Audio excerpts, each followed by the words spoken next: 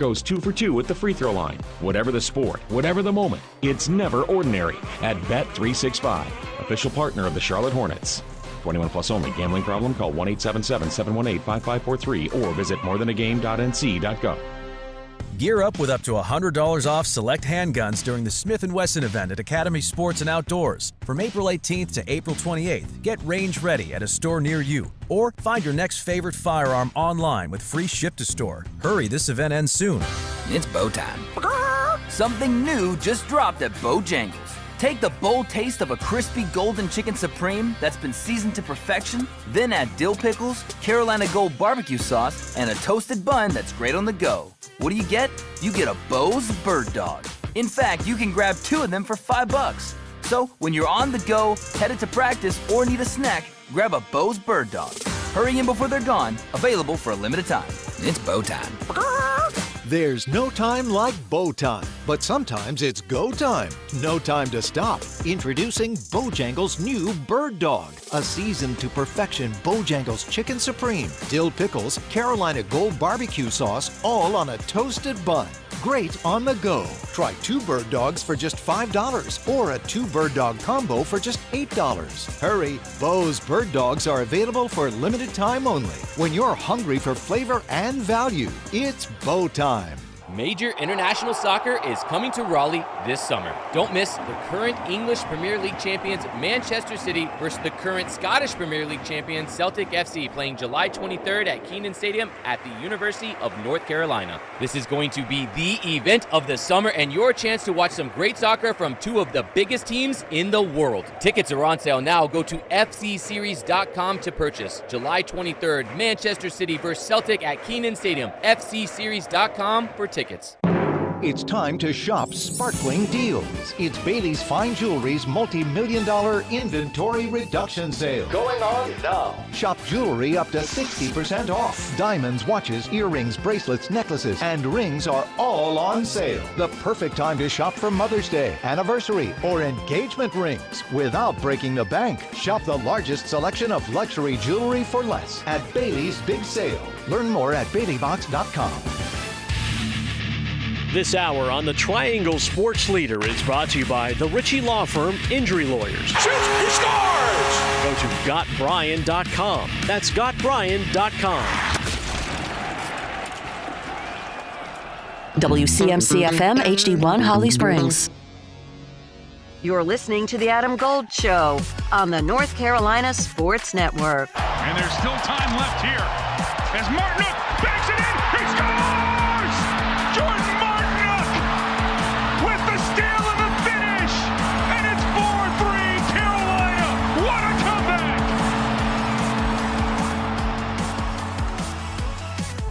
Holy mackerel. Still feeling it. Still feeling the buzz. Hi, everyone. It's the Adam Gold Show. I'm Adam Gold. That's Victoria. Hi. Can you hear again? I can Because I hear know you. it was... Yeah, it's better now. But it was difficult after the last game. Well, on... what was that game? That game was Monday. Yes. Tuesday, which I don't know is how many days ago now. Yeah. Tuesday, it still hurt. Yeah. It was still ringing. Yep. So I felt like I was shouting all the time on A lot Tuesday. of people with no hearing and no voice. Although, with my wife, she's like, I'm in the room. I'm in the room. Right. You don't have to shout. I was still a little amped up. It's okay. It makes sense. Adrenaline was running. My gosh. And actually, you could tell that with Martinook, everything he did post-game, he was running and juiced totally. And what struck me about the goal, and I guess we're still living it because it was that much fun, is that when we talk about the Carolina Hurricanes and the transformation to what they have become, from not going to the playoffs for 9 straight seasons to qualifying late in 2019 to where they are today, as even though they're not the top seed in the East, and they are still the betting favorite in the East, although it's very little to choose between them and the Rangers. Mm-hmm. As much as the culture is Rod Brindamore Justin Williams, because that's the start of it, the captain, Jordan Stahl, and all of that, Jordan Martinook is a huge part of this team coming together as what they are. While he's not necessarily a core player but he is a core player. Yeah. And the organization has a very interesting decision to make with him next year because he's a 30-year-old player. He's not really a goal scorer. No. Even though he has scored some pretty big goals. But he plays in a way that does not lend itself to longevity. Yeah. Do I think they will try to sign him this offseason? Absolutely. Are they? If it gets to free agency, I will simply say this. It's going to be hard to meet the price that will be out there for him because what other teams see having played against this version of Jordan Martinook, which maybe we didn't see when he was with Arizona. And I've told this story before. When in the summer they made the trade, in the summer, this is now 2018, the team said, hey, do you want to have Jordan Martinook on? And I went, who's that? You're right. I had no idea who he was. Mm-hmm. We found out, watching him that year, dealing with him, we found out who he was. He is exactly the type of guy every team that has designs on winning a Stanley Cup, exactly the type of player you need to have. So if it gets past July 1, it's going to be hard to get him back because the price will really go up. But I will say this to Hurricanes fans. Here's a guy who actually took a pay cut to stay. Mm-hmm. We always look at that, right? Oh, would you take a pay cut to stay? We want them to be loyal to us. Right. I would never encourage a player to be loyal to a team, ever. Because your window to earn money as a professional athlete, very small. Holy cow. Yes. So, and this is something that I think most people just completely ignore, and I'm not knocking you for doing that. Just saying we don't process it the way we should. Their window to maximize their value economically is very, very short.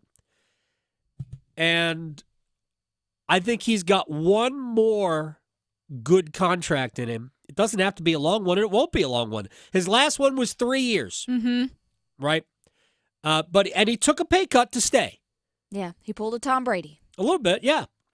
Of course, we're not talking about, I'll just use a player even though he didn't. So a Sebastian Aho pay cut. Right. Like he could have gotten 10 and he took 9.75. Right. But we're talking about a guy who is not even at the middle of your salary structure, a guy who's really still toward the back quarter of your salary structure, and he took a pay cut to stay. I'm not saying he'll do that again. He won't take a pay cut from where he is. Yeah. I promise you that. And the Hurricanes likely won't offer what he's getting now.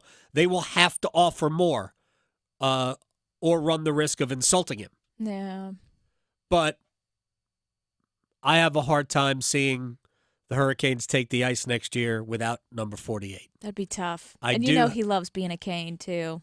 I mean, honestly, I would want to get paid. But for Martinook, who was not necessarily looked at the way he wasn't looked at the way we look at him. Even though he is what amounts to a checking forward. He is a core piece. He is part of leadership. I'll be curious when I'll talk to the head coach before the game tonight in the Stormwatch. That's starting at 6:30, by the way, if you're listening local. 7:30 opening faceoff, 7:40. But our coverage on the Fan in Raleigh starts at 6:30. And I'm going to ask him about the fact that Martinook scored the goal, and he really epitomizes Hurricanes culture to me. So, boy, that was a good setup to what we're going to do today. We got a lot of stuff to do, so let's get rolling. And I do want to start with the Hurricanes because we can call it bad news. It is bad news. Brett Pesce is out. They have not really divulged just how long. They're saying weeks, right? I have not heard anything definitively. I have only heard, like, the chatter on the dark web. Right. That we're not going to see Brett Pesce again, but I don't know that, so I can't tell you that, yeah, we've seen the last of Brett Pesce in this playoff season. I also read that he could play through it eventually. I don't know. I think we have to assume that we're not going to see Brett Pesce again.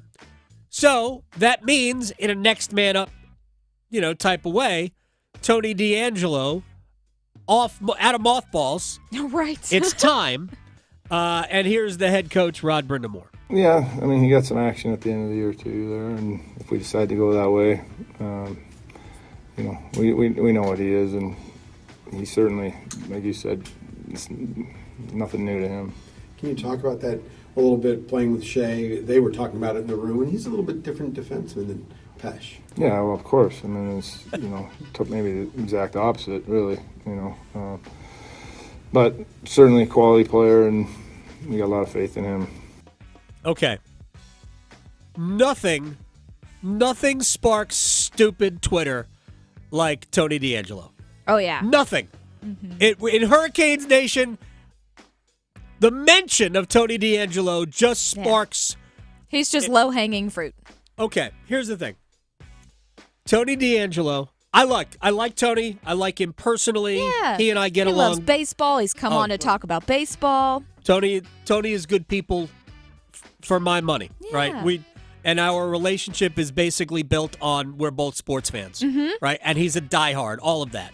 And I think he actually, when he was here 2 years ago, he played incredibly well, wanted to stay.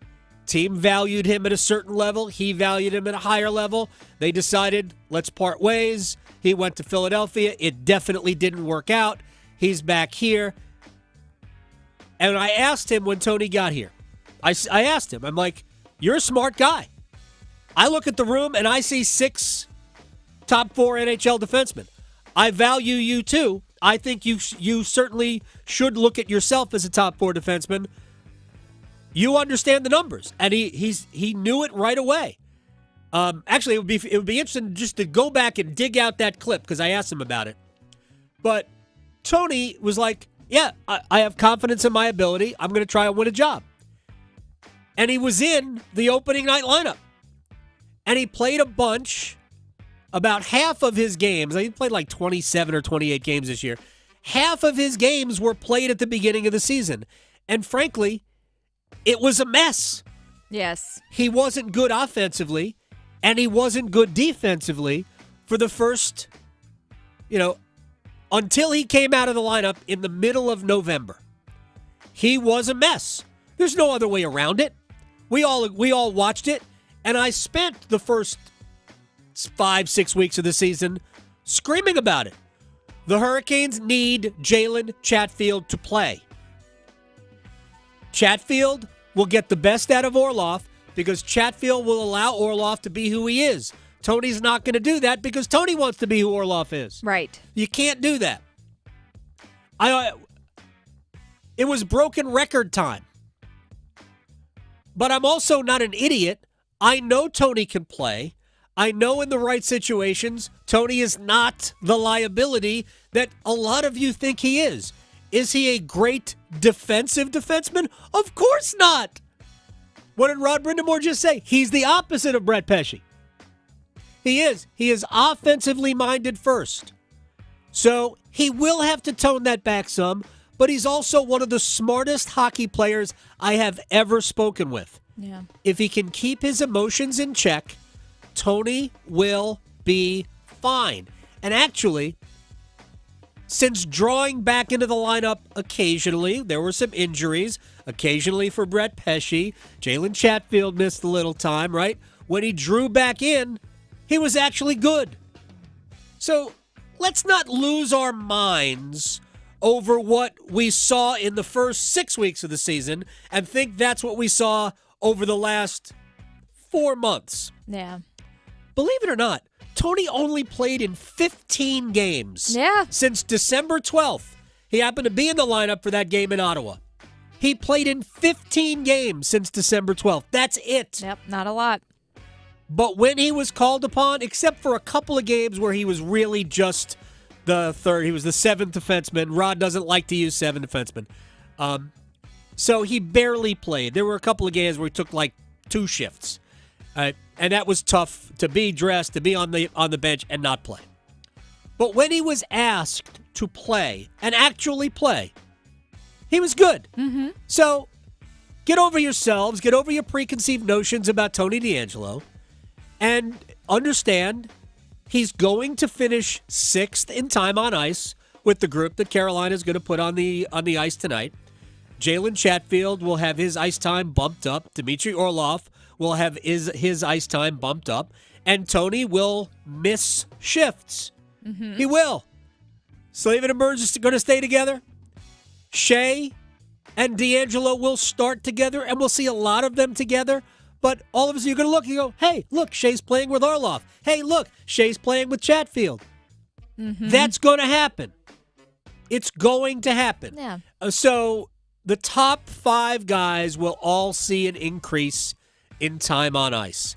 And Tony will probably come in about 14 or 15 minutes. The only difference will be if Tony ends up getting power play time.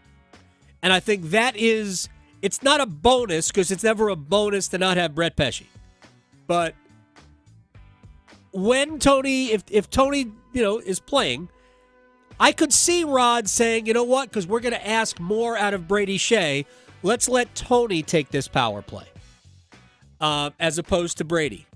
Tony is an elite point man on the power play. Yes, he's been successful. At the beginning of the season, it wasn't good. It just wasn't. But that's why he was in the lineup. That's why they went and reacquired him, because they knew they needed a better power play.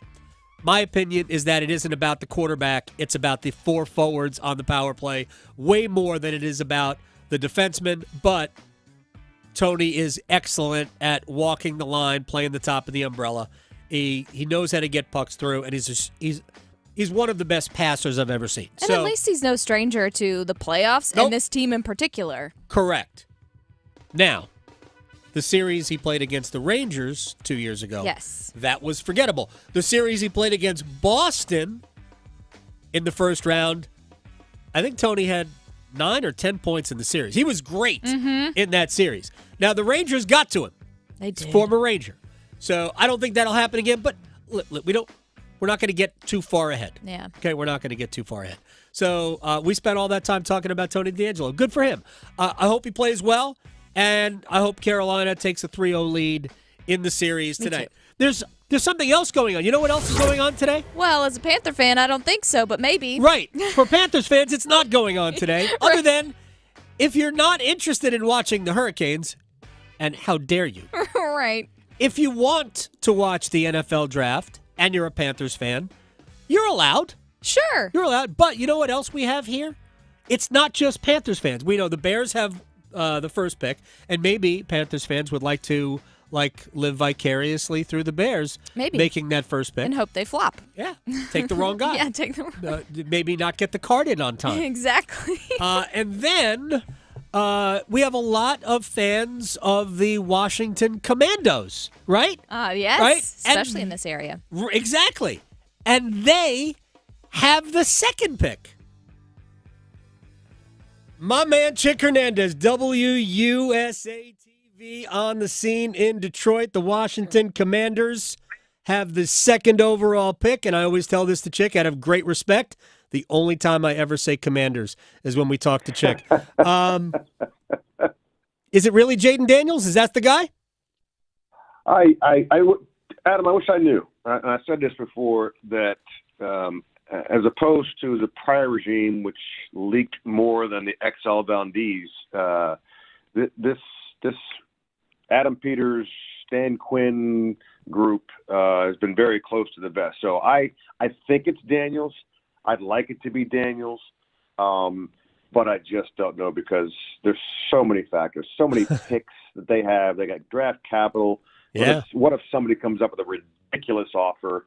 Then maybe they move back. But as of now, I think it's Daniels, but I'm not privy to those interviews, and that's a big thing for Adam Peters. That's why he took those plethora of guys to Top Golf and and had them just hang out and see who the alpha males are and go through all that. They do things a little differently. He's done that at San Francisco. So I just don't know. I think it's Jaden Daniels. It's not going to surprise me if it's somebody else. Okay, so would it surprise you if they trade back? If somebody comes up with a silly offer and they trade back, would it surprise you if they traded out of range for one of the quarterbacks, 3 or 4 quarterbacks? Yeah, at that point you can kick me in the shins. Yes, that's not going to happen.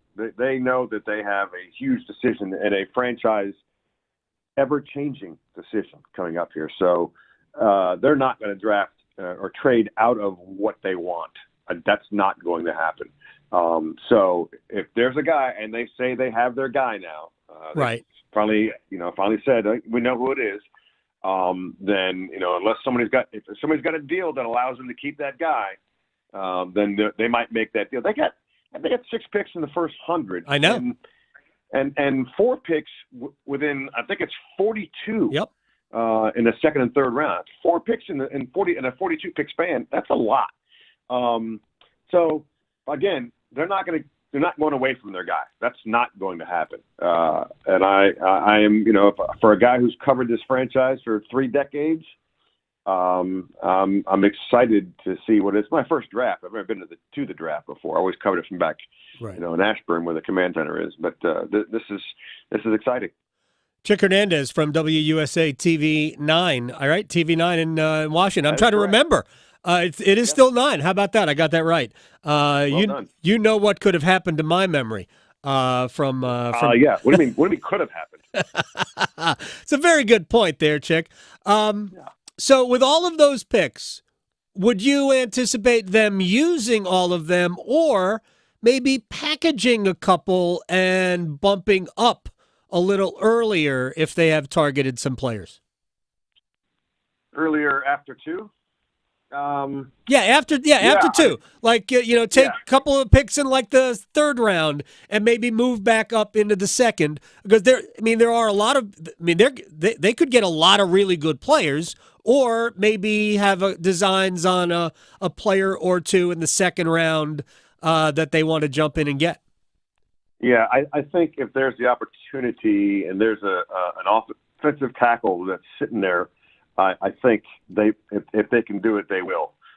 Because they didn't protect the quarterback so well last year, Sam Howell, and now you're going to have a brand new quarterback in there because it ain't going to be your boy Marcus Mariota heading up this franchise. So they've got to go down that road, and I think they will. I mean, I think that's wish list number 2 is to get an offensive tackle and somebody that can play that left side, that blind side, and protect him because they're going to need it. They were porous beyond belief last year. Got better at the back end, but still, it's a lot of work to be done. Now they've got I use the word a crap ton of free agents that have signed so far. So there's a lot of parts that are moving right now with this franchise. I get to call the preseason games, and I'm lost because I don't know the jersey numbers yet and who's where. It's going to be exciting. My money's on you to figure it out. You got a lot of time. Real quick, you make it sound as though whoever they draft is going to play right away. I can't see where they wouldn't. Okay. Again, Marcus Mariota is the backup quarterback right now, and you got Cliff Kingsbury who's going to do everything in his power to get that rookie quarterback up to speed. Now, obviously, something could happen, but I think they're going to, whoever's getting picked in how many hours is going to be that dude game 1. That's my sense. All right. Now, before I let you go, here's what I saw today. I saw that Darryl Green's having his number retired by the franchise, and here's what I couldn't fathom. why did it take this long? Is it crazy for me to say, why did it take this long to retire that guy's number? It's not crazy because Crazy was running the organization for the last 20 years. That's right. I forgot. Okay, that's what that is. I got wind of it, and I sat down with Daryl, and he was highly emotional about it all, and said, quite frankly, he metaphorically, he'd left the organization for 20 years. Right. Wasn't a part of it, didn't do anything. And he said, I'm back home now. Not just because of the jersey being retired, but because of discussions. I mean, when Josh Harris bought the team, he called Daryl Green, of all people. And Daryl's like, who is this again? What? What are you talking about? Why are you calling me? So the whole new regime has done things really well. And this is one of those things. So now Daryl's going to be the 5th jersey retired.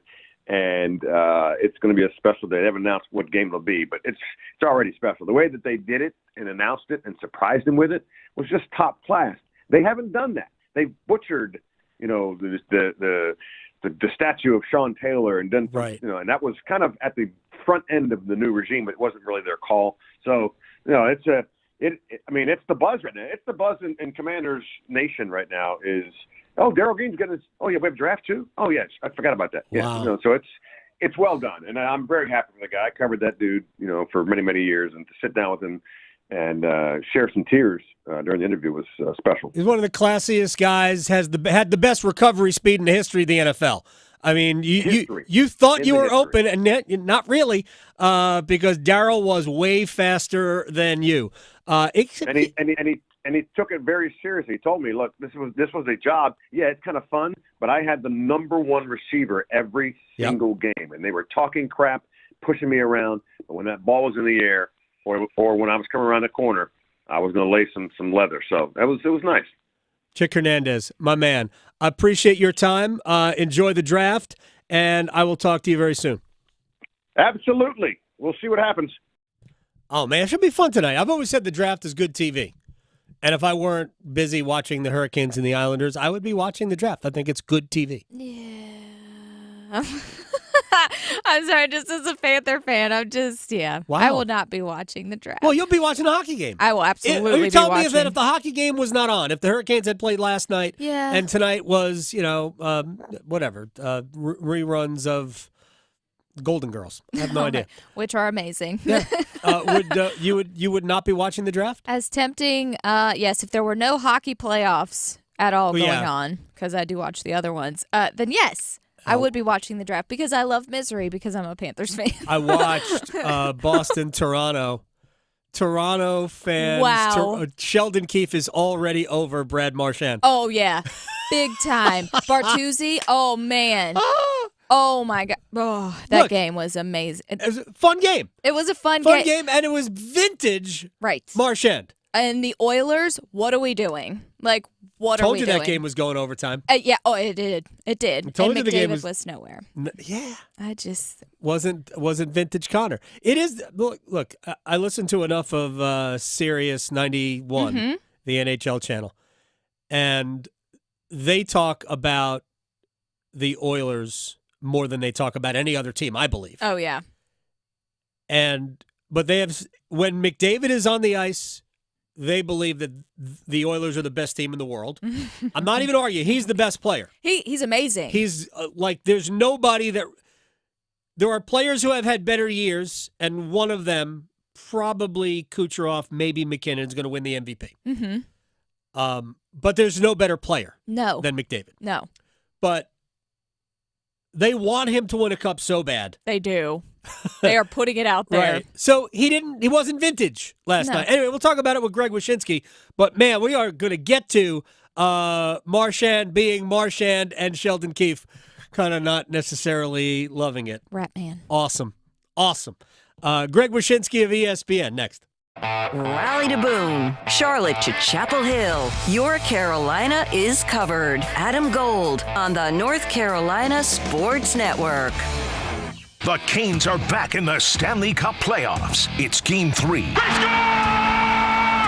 Sebastian Aho!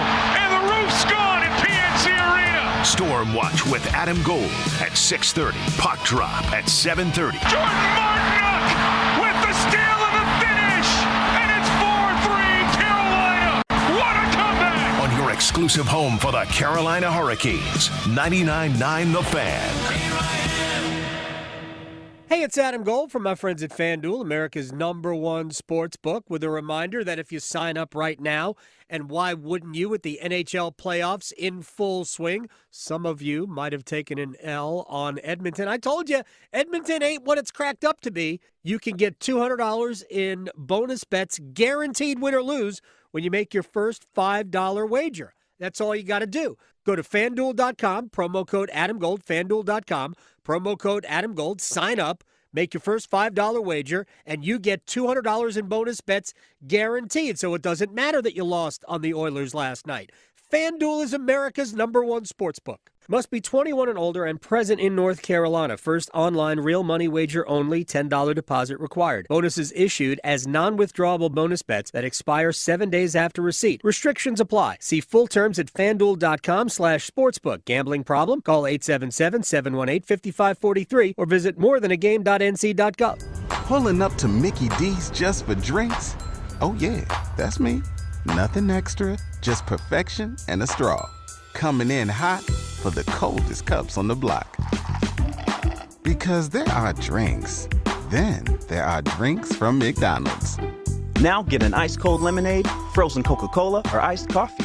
Any size for just $1.79. Ba-da-ba-ba-ba.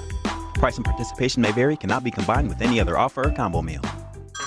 Hey everyone, it's Ted from Consumer Cellular, the guy in the orange sweater, and this is your wake-up call. If you're paying too much for wireless service, you don't have to keep having that nightmare. Consumer Cellular has the same fast, reliable coverage as the leading carriers for less. And for a limited time, new customers receive their second month free when they sign up and use promo code MONTHFREE by May 31st. So why keep spending more than you have to? Seriously, wake up and call 1-888-FREEDOM or visit consumercellular.com. Taxes, fees, and other third-party charges will apply. See website for additional details.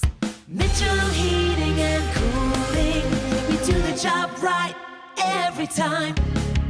I'm Drake May, quarterback at UNC. Trust the team at Mitchell Heating and Cooling for your HVAC needs. Together we win. Call Mitchell Heating and Cooling today. Contact us now at mitchellhvac.com or 919-556-5069.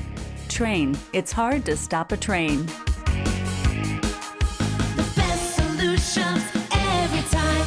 Hey everybody, if you've been putting off cleaning your carpets and air ducts saying, I'll do it in the spring, well, the spring is here, and even better, we have a 2-day flash sale this Wednesday and Thursday from Zero Res. 30% off carpet and air duct cleaning. To finally cross that off your list, get the spring cleaning flash sale right now. ZeroResRaleigh.com. That's ZeroRez Raleigh.com. Or if you want to give them a call, 919-995-0000.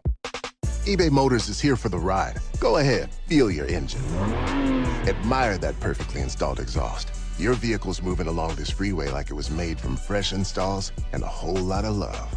With eBay Motors, you get over 122 million parts to keep it running. And with eBay Guaranteed Fit, they'll be the perfect fit every time. Plus, at these prices, well, we're burning rubber, not cash. Keep your ride or die alive at ebaymotors.com. Eligible items only. Exclusions apply. This is Adam Gold. I got news for you. If I see a hammerhead shark swimming near me in open water, nope, we're gone. Bye. We're done. I'll be on the dock. I'm done. I've seen Jaws. You can't fool me. Yeah, I'll be on the dock. Yeah. I'll be, or in the boat or something. I will not be. Yeah. I will not be in open water. The Adam Gold Show.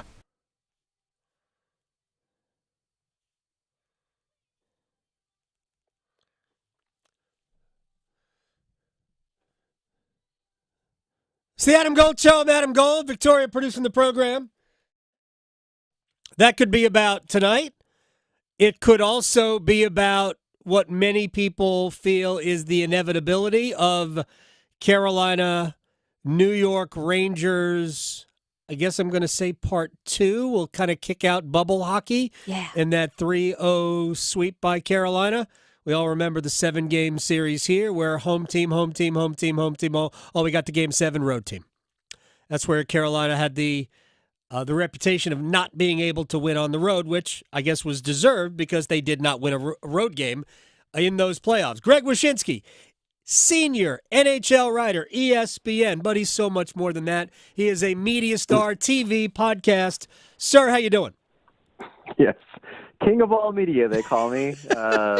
In this house, I think my dog barks it at me. Nice. But no, it is interesting to think that it does sync up where the Hurricanes could end up playing both of the New York City teams in a row. One definitely more of a daunting task than the other, I think it's safe to say. Probably, yeah.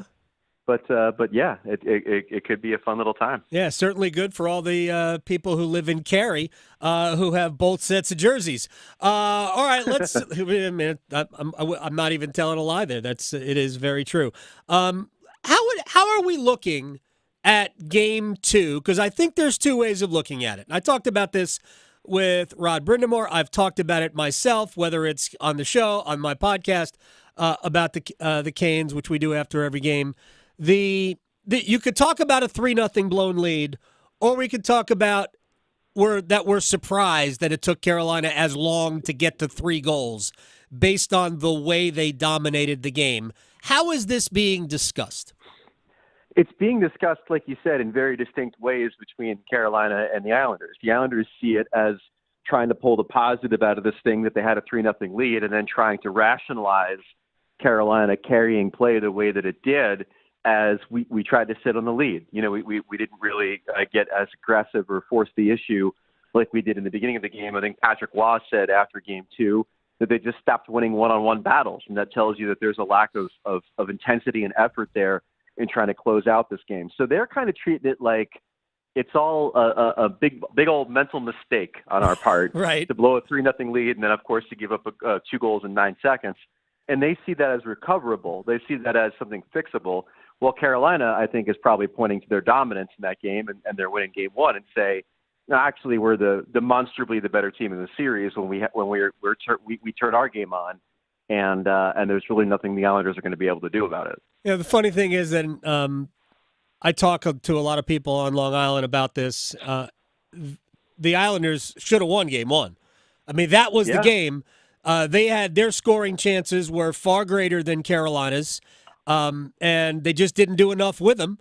And when you leave the game to chance in the third period, Carolina took advantage of the one great break, the kind of the deflection that left the puck to Steph Nason in front of Varlamov, and he just kind of shoveled it in off of Varley. It wasn't like a great shot, and then Carolina's defense was able to lock it down the rest of the way. But they were lucky to win Game 1, and I think Carolina felt that way. Certainly, Yevgeny Kuznetsov's bench interview, let everybody know that he was not happy about the way they played. And I think we're never going to see the dominance that we saw again in the last 30 minutes of that game. But I think you kind of intimated this, that Carolina's just a better team. They are, and I don't think it's out of question that we could see that dominance again. I mean, that's the way the Hurricanes can play. And I've seen the Islanders get dominated like that in the last couple of years at times when they don't seem like they can generate anything against a team that controls pace and controls play and gets the majority of shot attempts.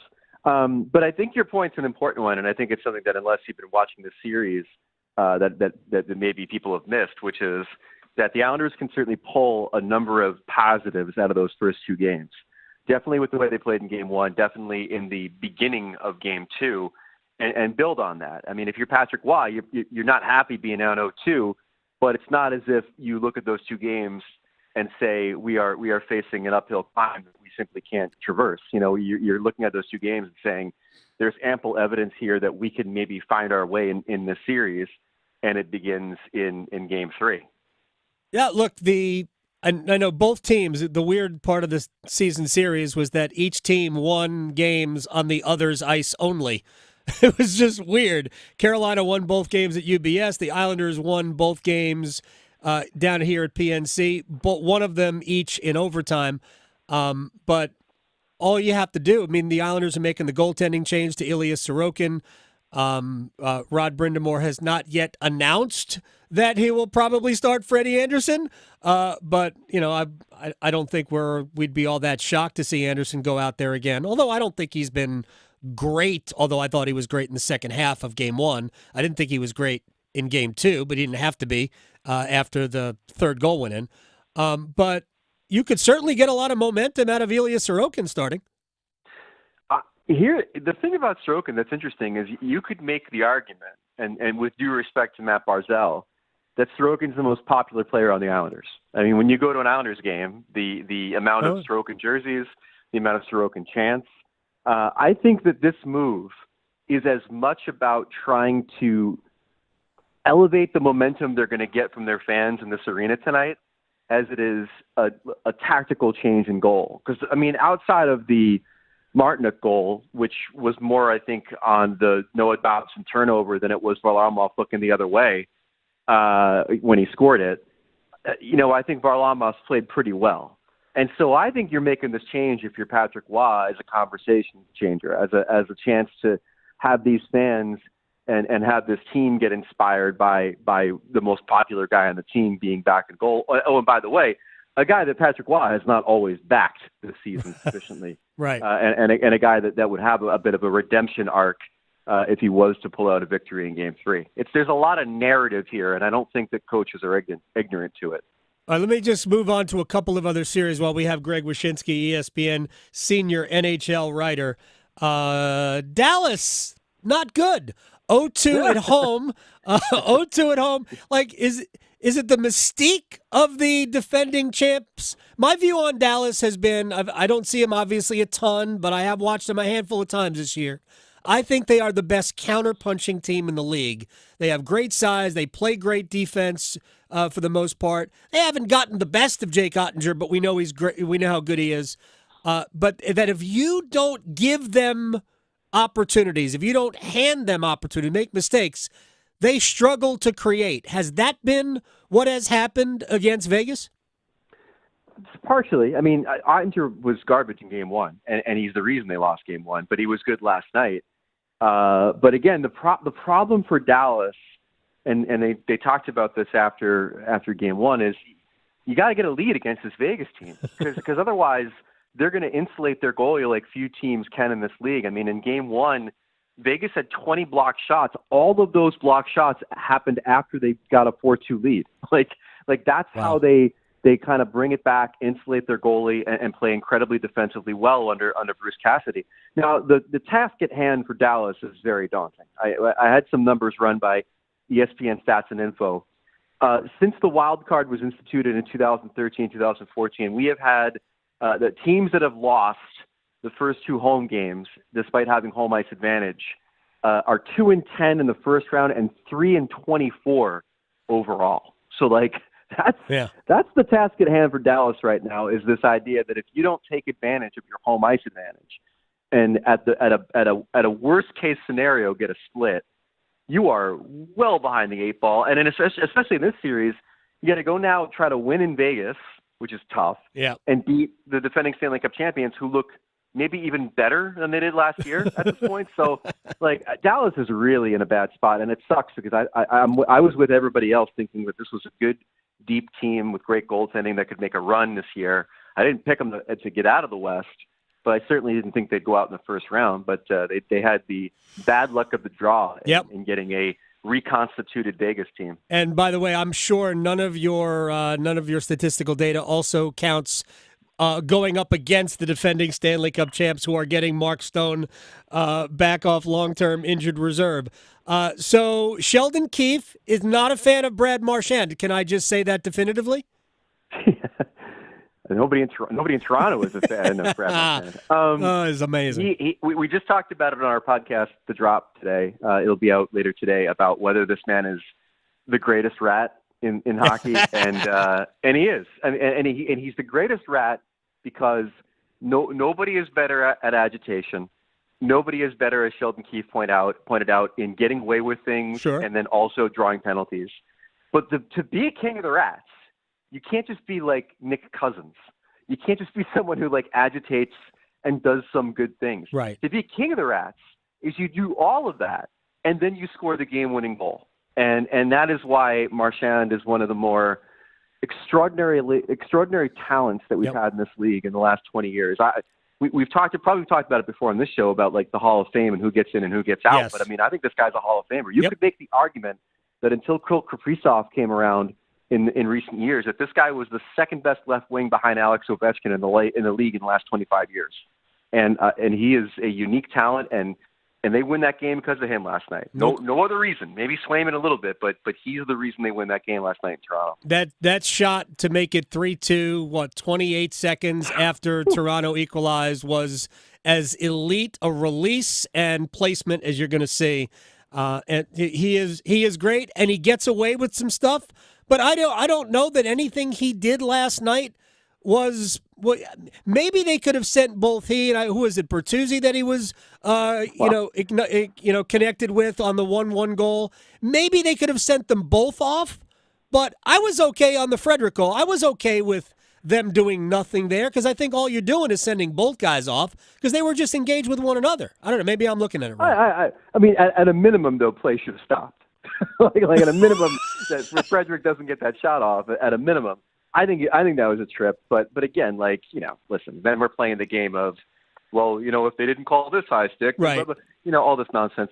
The bottom line is that he's a crafty operator, and whether he's doing stuff behind the play or the puck's coming off his stick, he affects the game in a way that only a handful of players can. I mean, look, the Leafs win Game 2 because of Austin Matthews, in my opinion. Right. The Bruins win Game 3 because of Brad Marchand. All right, final thing, and you can be as quick as you want here, Greg Wyshynski. Tampa, Florida is 2-0 in favor of Florida. I think Tampa can probably feel like, man, we were right there. But in many ways, it reminds me of how Carolina was right there. Yeah. But there was a reason that Florida was ahead 2-0 in the series. I think the same thing about this one. I want Tampa. I picked Tampa. I love the Lightning. I think Florida's just kind of flexing on them a little bit. Yeah, the moral of the story is stay out of overtime against that team. I mean, the Panthers get to overtime, and they've got so many guys, Verhaeghe, Tkachuk, all these guys that just can play the hero. The advantage the Panthers had in the series coming in was the disadvantage I felt like the Lightning had all year, which is quality of depth. I mean, at some point, it comes home to roost that the Lightning, one, are missing Sergachev due to injury, but are also short Killorn and Gord and Coleman and all these guys that built such an impressive supporting cast for those Cup championship teams that, once Killorn leaves in the offseason last year, you're looking at this roster and you're saying, I don't even know who the hell half these guys are anymore. And so they go up against a deep Panthers team. Panthers have home ice. And then, of course, they have become masters of winning these one-goal games in the playoffs. And, Lightning are in trouble. Somebody asked me the other day about the Eastern Conference playoffs, and I say there's a better chance of the Islanders rallying against the Hurricanes than there is the Lightning rallying against the Panthers. Ooh, that's spicy. Greg Wyshynski. By the way, on the drop, I don't know if I texted this to you when I saw it, but Arda was was between the benches, I believe, for a Hurricanes game, and it was the worst raise the roof I've ever seen. So I don't know if you guys talked about that, but that was like 20 years old. I don't have him on the show for soul. The man he's a good-looking man. He looks like me. We both look like the Ukrainian president, which confuses people when they tune into the show. But the show is good. We have Andre Tournier, the head coach of the new Utah team, on the show today, which was a really interesting conversation about what he's going through. How do you? The last few weeks have been insane, and now the next few months will be insane. And it was a really enlightening conversation about getting inside the mechanics of this relocation from Arizona to Utah. Check out the drop. Greg Wyshynski with Arda Okal, who's raising the roof. I appreciate your time, man. I'll talk to you soon. I'll see you soon. Anytime. Thanks. You got it. Greg Wyshynski here on the Adam Gold Show. When we come back, one-timers. Maybe we'll get Andrei Svechnikov a goal tonight. Next. Going beyond the box scores. Adam Gold on the North Carolina Sports Network. People who are pregnant, who have syphilis or contract syphilis, can have children with profound health outcomes. Congenital syphilis is 100% preventable. I mean, it's treated by the oldest antibiotic known to man, penicillin. We need to make sure that people have access to testing and people have access to treatment and that we don't delay. Find testing and learn more about syphilis at syphilis.nc.gov. It is playoff time in the NBA and the NHL. Baseball's in full swing, and FanDuel is your home to wager on any game you want. FanDuel is America's #1 sportsbook, and right now new customers can get $200 in bonus bets guaranteed when you make your first $5 wager. FanDuel.com, promo code AGS. FanDuel.com, promo code AGS. Anything you want to wager on, slap shots, home runs, slam dunks, all there. $200 in bonus bets, win or lose, when you make your first $5 wager. Visit FanDuel.com, promo code AGS to get started. I can't make it any easier. FanDuel.com, promo code AGS. FanDuel's America's #1 sportsbook. Must be 21 and older and present in North Carolina. First online real money wager only. $10 deposit required. Bonuses issued as non-withdrawable bonus bets that expire 7 days after receipt. Restrictions apply. See full terms at FanDuel.com/sportsbook. Gambling problem? Call 877-718-5543 or visit morethanagame.nc.gov. If you pay your city or town for electricity, you live in a public power community. Public power communities provide electricity to families and businesses from a locally owned and operated system. Public power systems are not-for-profit and provide electricity at affordable rates with unbeaten reliability. Your local public power provider invests in your community, providing local jobs and supporting your local economy. Electricities of North Carolina is the energy behind public power. Learn more at electricities.com. Hi, Darcy the Cow here for Black Cow, the mature manure. Get a better looking lawn with Black Cow. Apply to your lawn as top dressing and get 10 times more nutrients than topsoil. Black Cow will feed your lawn, your flower beds, and vegetable gardens for up to 3 months. Oh yeah, everything grows better with sun, water, and Black Cow. Black Cow, the mature manure, Black Cow. Did you and your family lose North Carolina Medicaid and need health coverage? Check this out. You may be eligible to enroll in a low-cost health plan at healthcare.gov. With the new law, 4 out of 5 customers can find a plan for $10 or less per month with financial help. Healthcare.gov offers quality plans that cover doctor visits, prescriptions, emergency care, and more. Healthcare.gov is here for you. Enroll today for coverage starting the 1st of next month. Paid for by the U.S. Department of Health and Human Services. Fair housing is more than just a celebration in April. For North Carolina's realtors, it's an everyday standard. For the 56,000 realtors across our state, we embrace and support fair housing to stamp out discrimination in all forms. As realtors, we believe fairness is worth fighting for, and we won't stop until the fight is won. Celebrating Fair Housing Month, North Carolina Realtors. We open doors to everyone. Paid for by North Carolina Realtors. NASCAR stars shine at the North Wilkesboro Speedway. The NASCAR All-Star Race, Sunday, May 19th. Get your single-day tickets now and see NASCAR's best battle it out on one of NASCAR's most historic tracks. Country music phenom Warren Ziders rocks the pre-race stage, free with your race ticket. Only North Wilkesboro Speedway can deliver this kind of all-star action and excitement.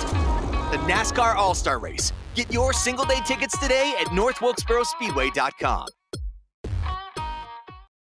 This is Adam Gold.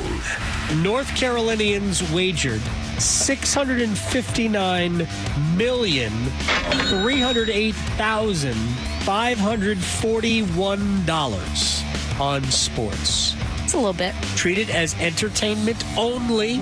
Just look at it as fun. The Adam Gold Show.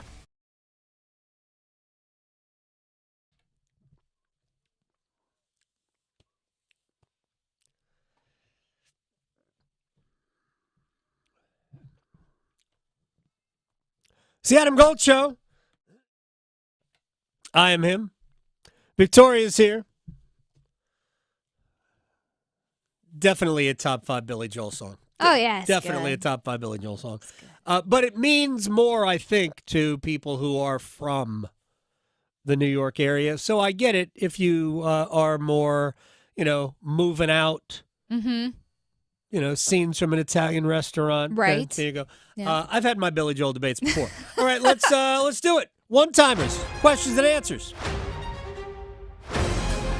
Oh, yes. Well, these are mainly two topics today. Let's start with the draft because it's draft day. Except not for the Panthers. I have not done my my daily You haven't? Mock draft simulation yet. How many did you finish yesterday by the end of the day? You got up to 7. Yeah, I didn't do any more after that. Okay. And I've probably done 20. Okay. I'm telling you, it's addictive. Once you start, you want to keep doing it and doing it and doing it. Is there receipts you can go back and see? No. Okay. No, I've written down a few. Okay. The ones I'm most proud of, I wrote down. That's the ones you wrote down. Yeah. Okay. Well, coming out of the for the Panthers with All right. pick 33, 39, and either 65 or 66. Yeah. I don't remember now. Coming out with 2 wide receivers and a cornerback. That was my favorite. Oh, yeah, no. That was my I hope favorite. they actually do listen to your mock draft because Yeah. that would be ideal. So, since the Bears have the first pick thanks to us, the Carolina Panthers, what would you consider the best move for the Bears? Oh, I mean, taking Caleb Williams number 1 is the best move for the Bears. And then the best of the 3 wide receivers, or not the best, the wide receiver that falls to them. I don't believe that Marvin Harrison, I don't know if he's the best wide receiver. Nobody has told me he's the best. Yeah. What did Chip say yesterday? Chip said that Rome Odunze was the best from Washington. Every single mock draft I see has him listed as the 3rd best. Right. Harrison 1, Malik Neighbors, I think, from LSU 2, and then Odunze 3. So the quarterback, the wide receiver at 9, that's where I think that they'll go. Okay, well, in the same same thought, what would be considered a terrible move because it is the Chicago Bears? Trading the number 1 overall pick. Okay. That would be a bad idea. Well, that's going to... You just traded for it. Right. Although when you did it, you didn't think you were going to be trading for it necessarily. Mm-hmm. But you had faith that the Panthers would screw it up because you saw ownership. Exactly, and they're still there. So, moving on, do you see someone who hasn't been mentioned lately? I know you've talked to a lot of people about who potentially might go early and, the likelihood of all QBs. Is there someone that you've been watching that you think could go earlier that no one's really talked about? Oh, first of all, it's hard to even quantify. I do believe that Drake May is the 2nd best quarterback in the draft. I think the worst thing you can do when you are evaluating players is fall in love with college performance. I am not suggesting that Jaden Daniels isn't going to be a good or even a great quarterback. But before this past season, nobody looked at Jaden Daniels as a top 3 NFL draft pick. And here is my example, and I am not saying that they are the same player. A few years ago, the Jets took Zach Wilson number 2. There wasn't a soul walking the earth before his final season, the COVID year, by the way, at BYU, who thought he was that good. I'm just saying the worst thing you can do is be wowed by on-field college performance because that does not matter when it comes to the NFL. So that's my I think Drake May is a better quarterback prospect, but what do I know? I'm an idiot. Serving it up hot and fresh every day. Adam Gold on the North Carolina Sports Network. The NFL Draft. Start the clock. Let's go. The picks will be in. With the first pick, It's NFL Draft Week. Find out if Drake May stays in the top 3. Will the Carolina Panthers make magic happen on day 2? Find the answers with us. let's give these people a show. Insider reports and in-depth coverage all week long on 99.9 The Fan, the Triangle Sports leader. Getting ready to take on spring? Make your first move with the reliable performance and power of Steel battery tools. From hedge trimmers and mowers to string trimmers and more, save on select Steel battery tools.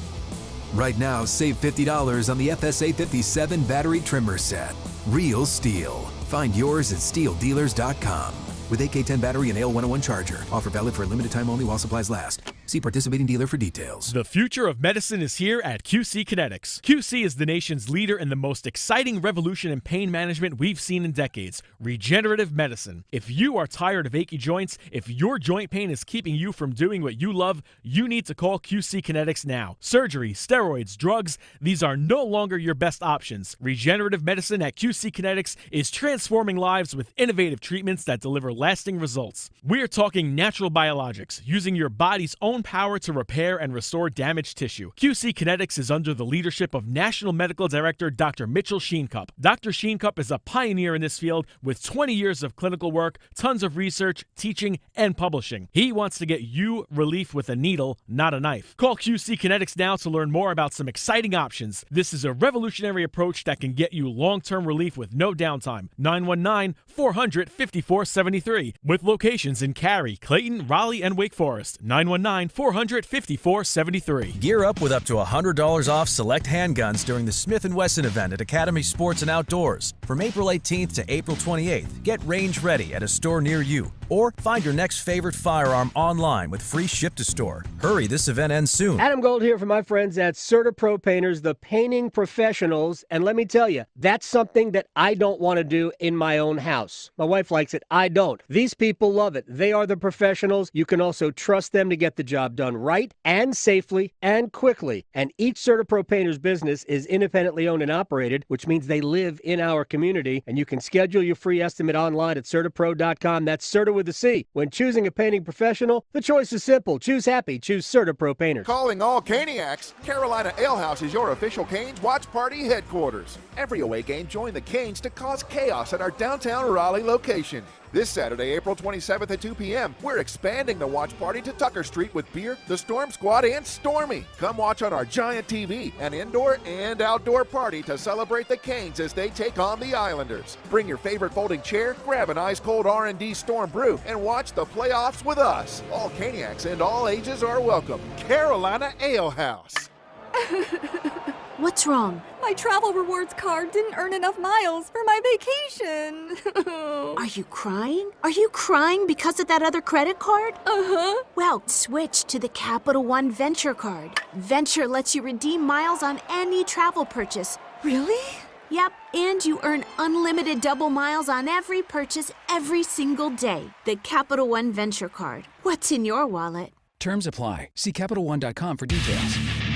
This hour on the Triangle Sports Leader is brought to you by the Ritchie Law Firm Injury Lawyers. Shoots, he scores! Go to GotBrian.com. That's GotBrian.com. He scores! WCMC Holly Springs. The Canes light the lamp. Here, 99.9 The Fan. This is the Adam Gold Show. Seth Jarvis has gotten better in these first two games of the playoffs with what he's doing. And then you have to also factor in situationally, you're down 3-1. It's on his stick. He makes no mistake. Elite level sniper shot to score to make it 3-2 to energize this building. And then take it a step further where he's playing with Aho and Gensel, gets shifted. He has no issue with that because he loves playing with Jordan Martinook. You know, he said after the game, this guy helps me get out of my slump playing with these two guys. Right. His body is banging around. I'll play with anybody. And I just love his mindset on a daily basis. And obviously his skill level and the way he's playing is, all-star level for sure right now for Rod Brindamore. That was Shane Willis from yesterday. No lies about Seth Jarvis. None. Like, if he were 3 inches taller, if he were 6'1", like I understand that doesn't necessarily matter. You've seen Brad Marchand, right? Yes, many times. Basically the same height as me. Yeah, and he's successful. He's going to the Hall of Fame. Yeah. To me, he's a Hall of Famer. Seth has a chance to be an absolute monster in this league. He's that good. He does everything. He does not care. He is small dog, thinks he's a big dog. He's got some spunk. He does, absolutely. Man, throwing his body around. Yep. He's got the tood. He's got the skill. He's got, crazy hair. He's got a great number. He's got a terrible mustache. Yes, he's your It's my favorite number. Is it 24. your lucky number or is it just your favorite number? I like to think it's both. Okay. So I'm curious. Yeah. Favorite number is interesting. Mm-hmm. I have my favorite athlete of all time Yeah. wore number 18. Okay. So, and I've been in this situation before where you're playing in some sort of an event and they ask you what number would you want on your jersey or T-shirt or whatever, and I always tell them 18 Yeah. because Darryl Strawberry wore 18 with the Mets, and He did. that's all I cared about. I don't care what other numbers he wore 39, some ridiculous number with the Yankees. It's the only time I ever rooted for I didn't root for the Yankees. I always rooted for Darryl. Yes. There's a difference for sure. My God, gosh. I ever tell you about the time that Darryl and I hugged? No. Yes. Yeah. I bet that was amazing. It was. Did you not shower for a I few haven't weeks? showered since. Okay. Yeah, it was that during explains a lot. the Super Bowl in New York, and never mind. Let's set a second look at today's news. I know there's at least one person out there going, "Don't tell the story. Don't. You and I may or may not have seen that person today. All right, let's get to it. Drake May, North Carolina's quarterback, who will at some point be the quarterback for an NFL team. But remember when it was, I talked about this yesterday.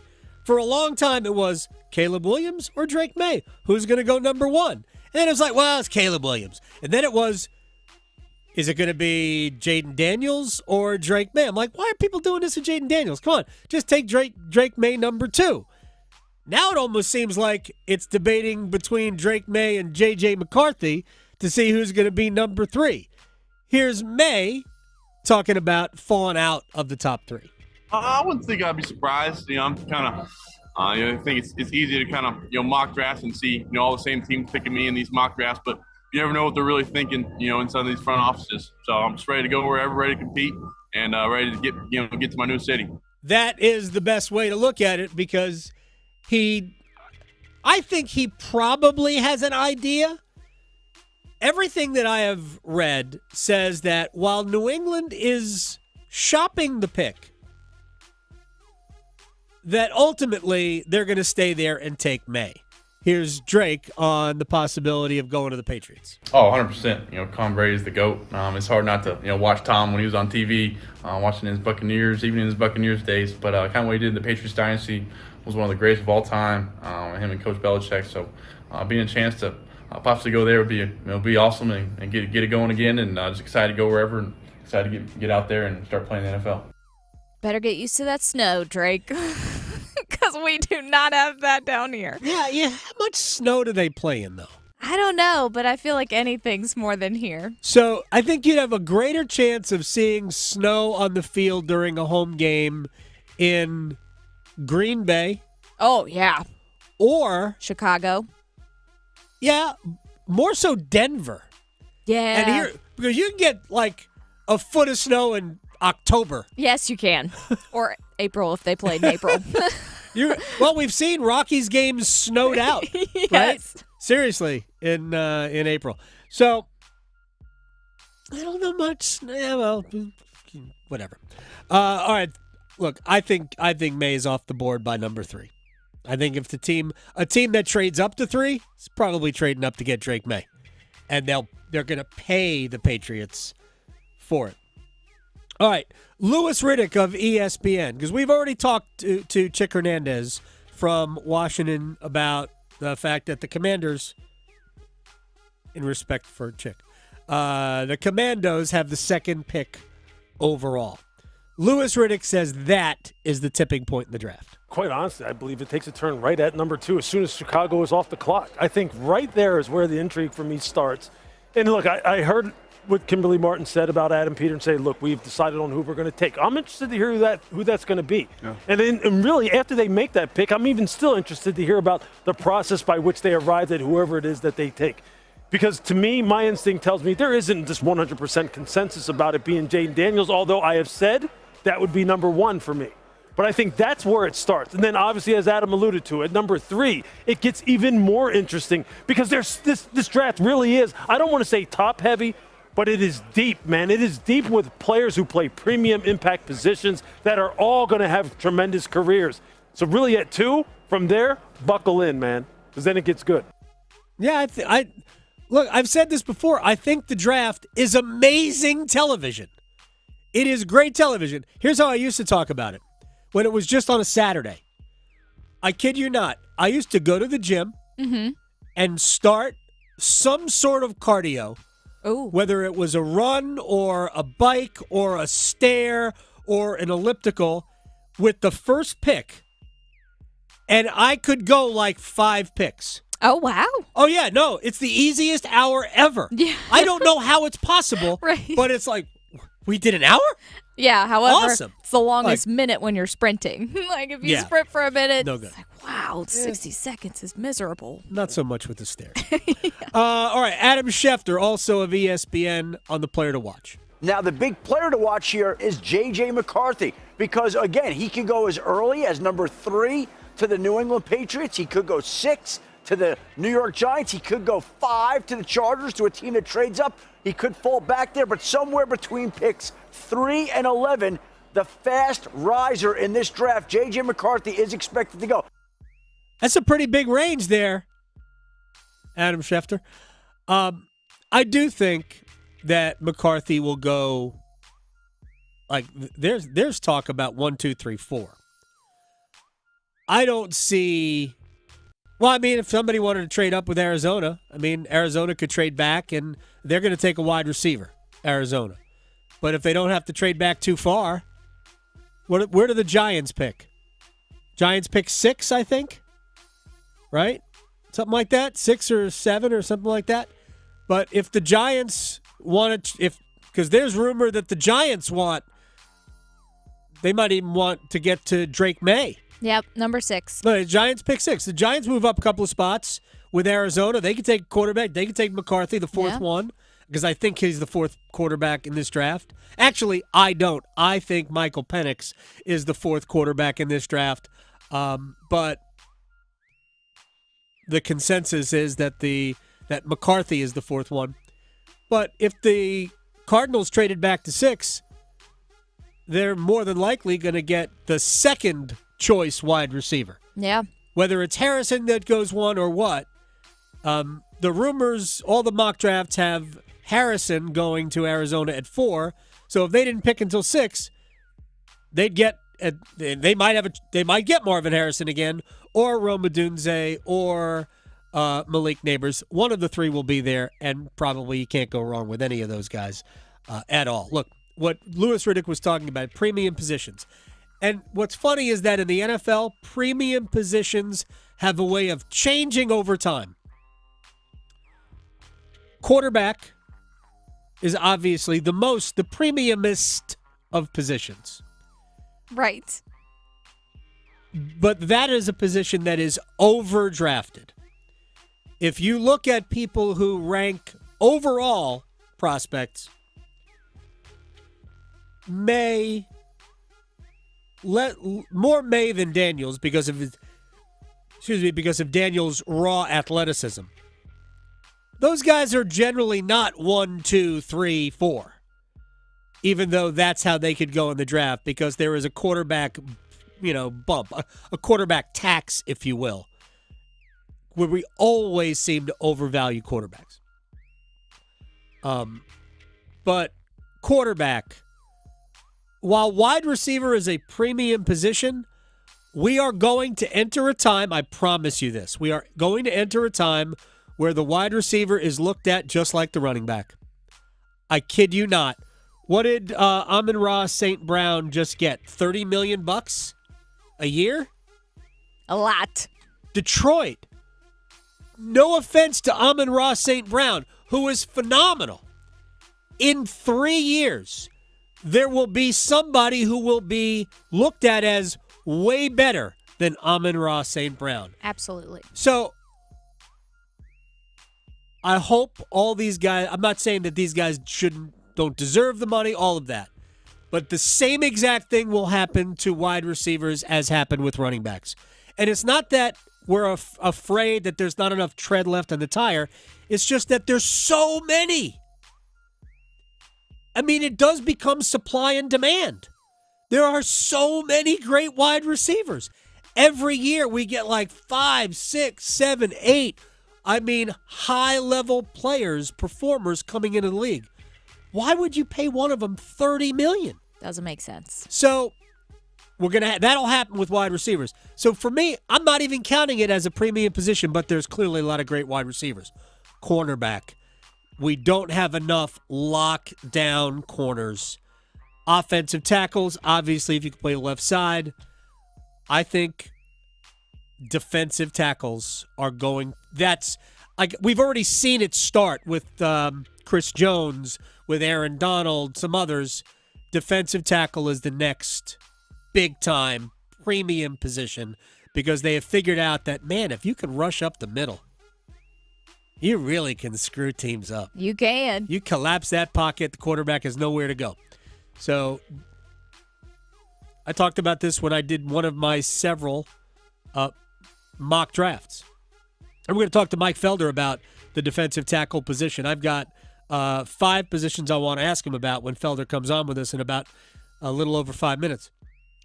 One of the mock drafts, I was excited that Braden Fiskey from Florida State, who I think is going to be great, that he was there in the 3rd round. I'm like, oh, boy, give it to me. Because I think what the Panthers would love to come out with, hey, if you can get 2, of your favored wide receivers and a cornerback, that's ideal. Yes, please. But if you're going to go 3 positions, if you can go wide receiver, corner, either defensive tackle or interior offensive line, you do it. But I think defensive tackle is a big need, huge need for this team. So it's not all about Derek Brown. So he doesn't have to deal with double team, triple team. Yeah. All game long. Because if he gets hurt, then we're done. Well, hurt is you're done anyway. Right. Because of how important he is to the overall defense. All right, we'll take a quick break. Oh no, we didn't talk any hockey yet. Let me work in Tony DeAngelo here. Yes, Tony DeAngelo is going to draw back into the lineup after really a frustrating year as a healthy scratch. That's always tough, but it is what it is. There's guys on each team that have to do it, so you got to be ready whenever the time comes. And now we got a chance so I can come in and help out and hopefully make a difference. What about what you have done in the playoffs prior with this team? Yeah, I'm not worried about high-pressure situations, to be honest with you. But you just got to go out there and play. It's a little bit different, a little less risk, I guess, to each person's game. But for the most part, just going to go out and play the way I usually do and hopefully get some results. There you go. I'm not worried about Tony. I'm just not. Again, first series last 2 years ago against Boston, Tony was excellent. Second series against the Rangers, they got under his skin. There was a little bit of trying to, prove it to them, which he didn't. That I think Tony has gotten over. And I look forward to Tony staying in the lineup for as long as possible. Somebody asked me about Scott Morrow.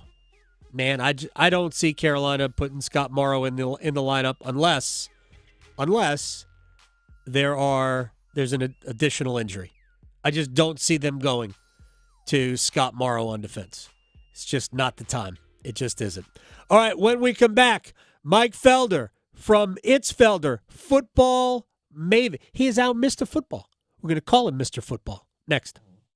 Serving it up hot and fresh every day. Adam Gold on the North Carolina Sports Network. Canes fans, game on. Let's go, Canes! Let's go, Canes! It's the Stanley Cup playoffs. Let's go, Hurricanes! Go, Canes! Let's go, Canes! Gets it with a second try. Swayman gets it. They score! Rebound score. Seth Jarvis. What a save by Anderson. Ride with us for every heart-stopping game. 99.9 The Fan, the Triangle Sports Leader. Get loud for me. Adam Gold here from my friend Gordon Miller, Miller Lending, Kildare Farm Road in Cary, and we're going to try and make it very simple for you. If you are buying a house or thinking about refinancing, why don't we do it free of charge? That's right, a free mortgage. There are no free things in this country except that there is. It's a free mortgage when you go to Miller Lending, and the website, millerlending.com. We'll explain it maybe better than I can, but let's just do this. If you pay closing costs, meaning you get your mortgage basically 95% of the other places. If you pay closing costs, you are banking on something that will not happen, that the rates will not drop in 8 years. The break-even point is 8 years. If you pay closing costs, $4,000, $5,000, $6,000, depending on the size of your home loan, and if the rates don't come down in 8 years, well, then you win. But they will come down. In fact, they'll come down significantly this year because it's an election year, and you simply refinance, again free of charge, lower your monthly payment, and save hundreds. You've saved thousands, now you'll save hundreds. Miller Lending. They are an equal housing lender, NMLS ID 2502146. If you see me stopped in the McDonald's drive-thru,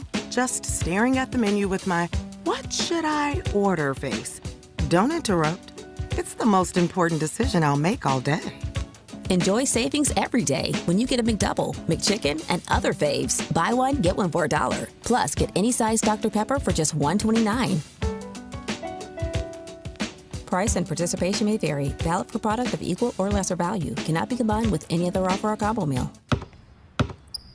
They say consistency is the key to success. They weren't wrong. So how about grabbing a beer that's consistently smooth, consistently refreshing, and consistently light? You might just find that the road to success can be pretty enjoyable. Michelob Ultra, the perfect balance of taste and refreshment, and only 2.6 carbs and 95 calories. It's only worth it if you enjoy it. Enjoy responsibly. Anheuser-Busch Michelob Ultra Light Beer, St. Louis, Missouri. Major international soccer is coming to Raleigh this summer. Don't miss the current English Premier League champions Manchester City versus the current Scottish Premier League champions Celtic FC, playing July 23rd at Keenan Stadium at the University of North Carolina. This is going to be the event of the summer and your chance to watch some great soccer from two of the biggest teams in the world. Tickets are on sale now. Go to fcseries.com to purchase. July 23rd, Manchester City versus Celtic at Keenan Stadium. fcseries.com for tickets. It's time to shop sparkling deals. It's Bailey's Fine Jewelry's multi-million-dollar inventory reduction sale. Going on now. Shop jewelry up to 60% off. Diamonds, watches, earrings, bracelets, necklaces, and rings are all on sale. The perfect time to shop for Mother's Day, anniversary, or engagement rings without breaking the bank. Shop the largest selection of luxury jewelry for less at Bailey's Big Sale. Learn more at BaileyBox.com. Febreze. So my home is also my office, and before I can focus, every room's gotta be clean. That means tidying up, then spraying my Febreze Air Mist. Ooh, that's fresh. Febreze Air Mist scents are all high quality. They fight any weird funk, and they give my air an instant boost of freshness. So not only does my home smell good, I feel good too. After I Febreze, it's time to start my day. Breathe happy, Febreze, la la la la la. This is Adam Gold. North Carolinians wagered $659,308,541 on sports. It's a little bit. Treat it as entertainment only. Just look at it as fun. The Adam Gold Show.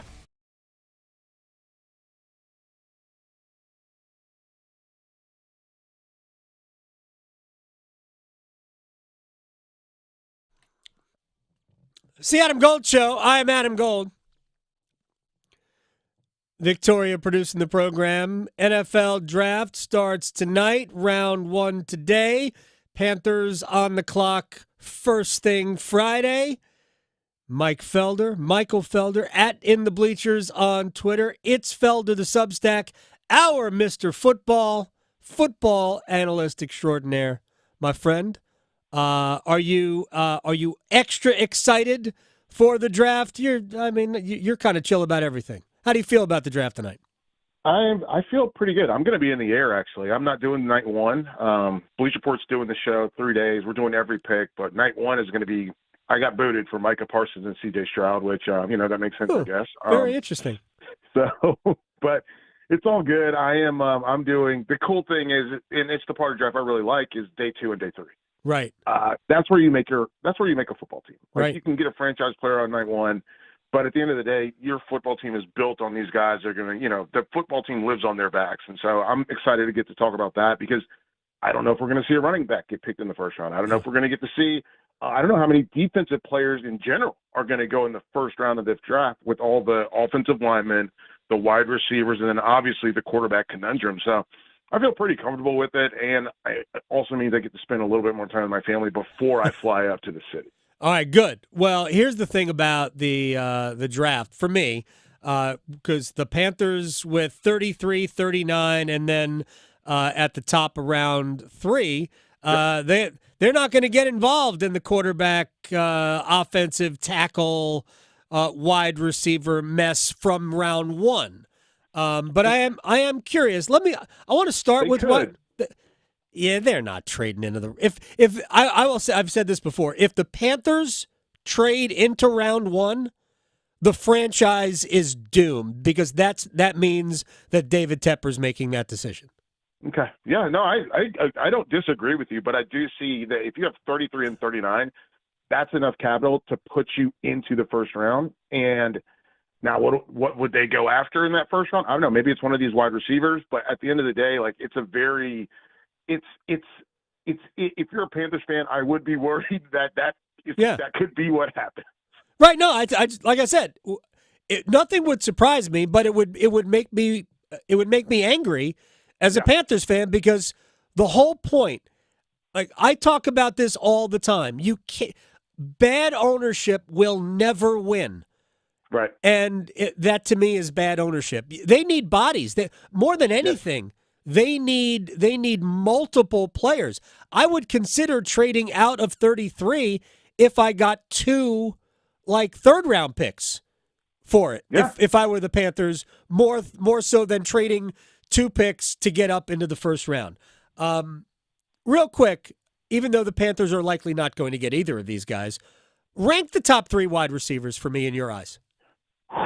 All right, top 3 for me. I go number 1 is Marvin Harrison Jr. Okay. And the reason I do that is because it's not just his skill set, right? It's not just his production. It's also, and this is why I don't think he's as good as Larry Fitzgerald. I don't know if he'll ever be as good as Larry Fitzgerald. Okay. But much like Larry Fitzgerald, he grew up in a locker room. Uh-huh. He grew up in the NFL. So all the trappings of guys like Laquan Treadwell or any other wide receiver that we see not pan out because they don't understand how to work in the NFL, they don't understand how to be like that it's a business and they don't understand all those things. He doesn't have those. And I think that might be the best quality that he has. It's not just that he understands route running, he understands work ethic, he understands how to get open. It's also he understands this is a business, this is my job, I have to show up to my job, I have to get my job done. And that's a cool thing. And I saw the Marty Smith interview with him and his father, and his dad said he should ask for the ball more, and he was like,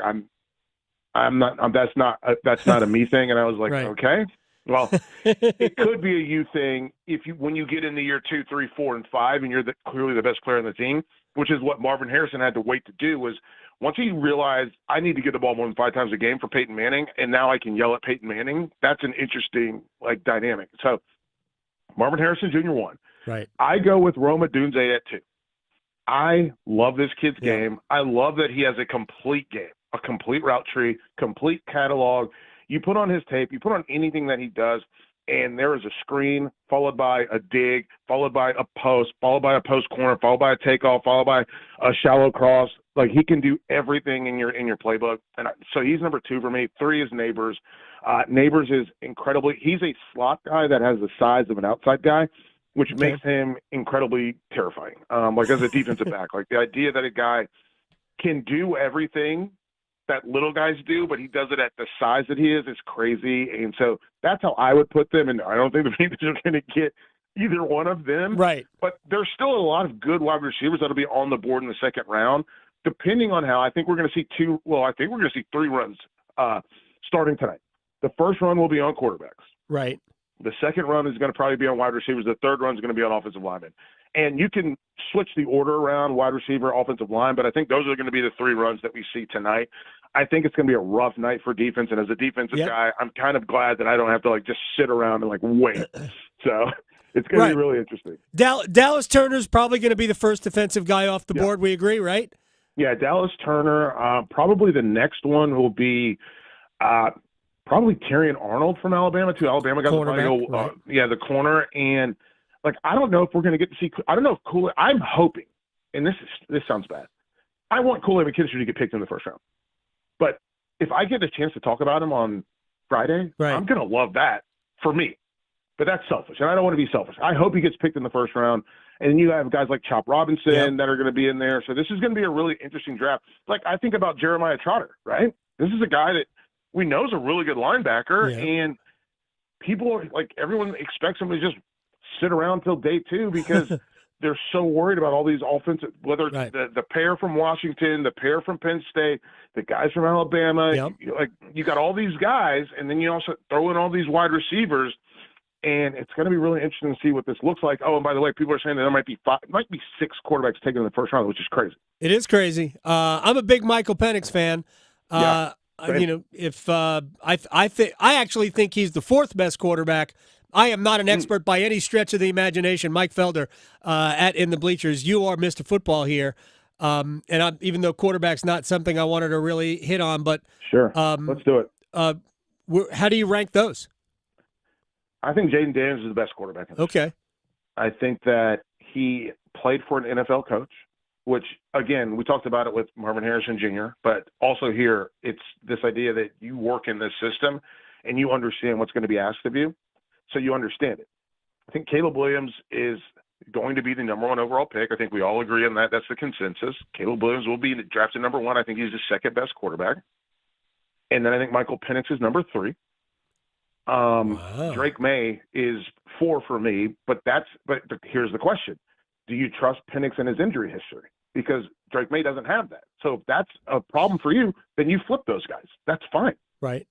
If May's 3 for you and Penix is 4, especially because of the injury situation or because of Drake May not having as many weapons, because we're talking about Polk, McMillan, and Adunze for Penix, and Drake May didn't have that. So I understand if people have those guys flipped. That doesn't bother me. And then we start to get into the Bo Nix and the J.J. McCarthy of it all. And I don't – Bo Nix for me really showed really well to be at 5 for me. Or was that – is that 4? 5? 5. That's 5, yeah. Yeah, and then J.J. McCarthy. And the question then becomes, did Michigan not let him do stuff, or did Michigan not trust him to do stuff? And those are 2 completely different questions. Yep. And I think about that a lot. You're a dad, I'm a dad. There's stuff I will not let my kids do because I don't trust them. Use the stove because she's 6. And there's stuff I don't believe she can do. Right. Right. Those are 2 different things. One feels like it's going to damage our house or our family. The other one is this is just not a thing you can do. So, yeah. Mike Felder is joining us here on the Adam Gold Show. I don't know, man. I think your daughter, much like her dad, is kind of a savant. Interior offensive line. Let's just say centers, because that's another position I think that the Panthers are likely to target. Is the best center Graham Barton from Duke, even though he played tackle last year, he played center before, and everybody lists him as a center. Is he center 1? And how many centers are likely to go in round 1? Because the Panthers definitely want to look at somebody like that for the future as well. So here's the thing, and this is the craziest part, and one of the things with interior offensive line is you have no idea where these guys are going to end up. Because there's so many guys that play guard that can kick into center, and there's so many guys that play guard that cannot do that. Right. And so we're looking at – and everything gets labeled. Listen, I'm going through this draft doc and everything, trying to get ready for tomorrow for myself, and it's IOL. It's always listed as IOL, interior offensive lineman. Except what they don't realize is that snapping is important. So I think you're right about the kid from Duke. I do think the Bortolini kid from Wisconsin is going to be an interesting guy in the mix as well. And then you get to Coleman from TCU. And so what we're looking at is like, can you snap? Can you consistently snap? Because if the snaps are snaps the first thing that happens every play. Yep. If that's your problem, you've got a real, in the words of you've got a really big problem. Peg. I was going to say Peg Plus Cat, which is a TV show on PBS Kids that says we've got a really big problem, and so it's one of those things. I'm curious about this kid Mason McCormick from South Dakota State, where he fits into the mix. Is he a late day 2, early day 3 guy? Where does he fit? How much do people actually like him? And this is going to be really interesting this year because that's a position. Oh, the other guy from BC. The BC kid, I think he could play center, and I think that BC, regardless of who is coaching there, their track record for offensive linemen is immaculate. Offensive line, defensive line, it's just amazing what linemen are like coming out of Boston College. Mike Felder is joining us, our Mr. Football. All right, wheelhouse for you, cornerback. You already talked about you hope Kool-Aid McKinstry is there so you could talk about him on Friday. I've been addicted to ESPN's got a mock draft simulator. I've done at least 20. I'm not kidding. I'm not even that into it, but I am addicted to that.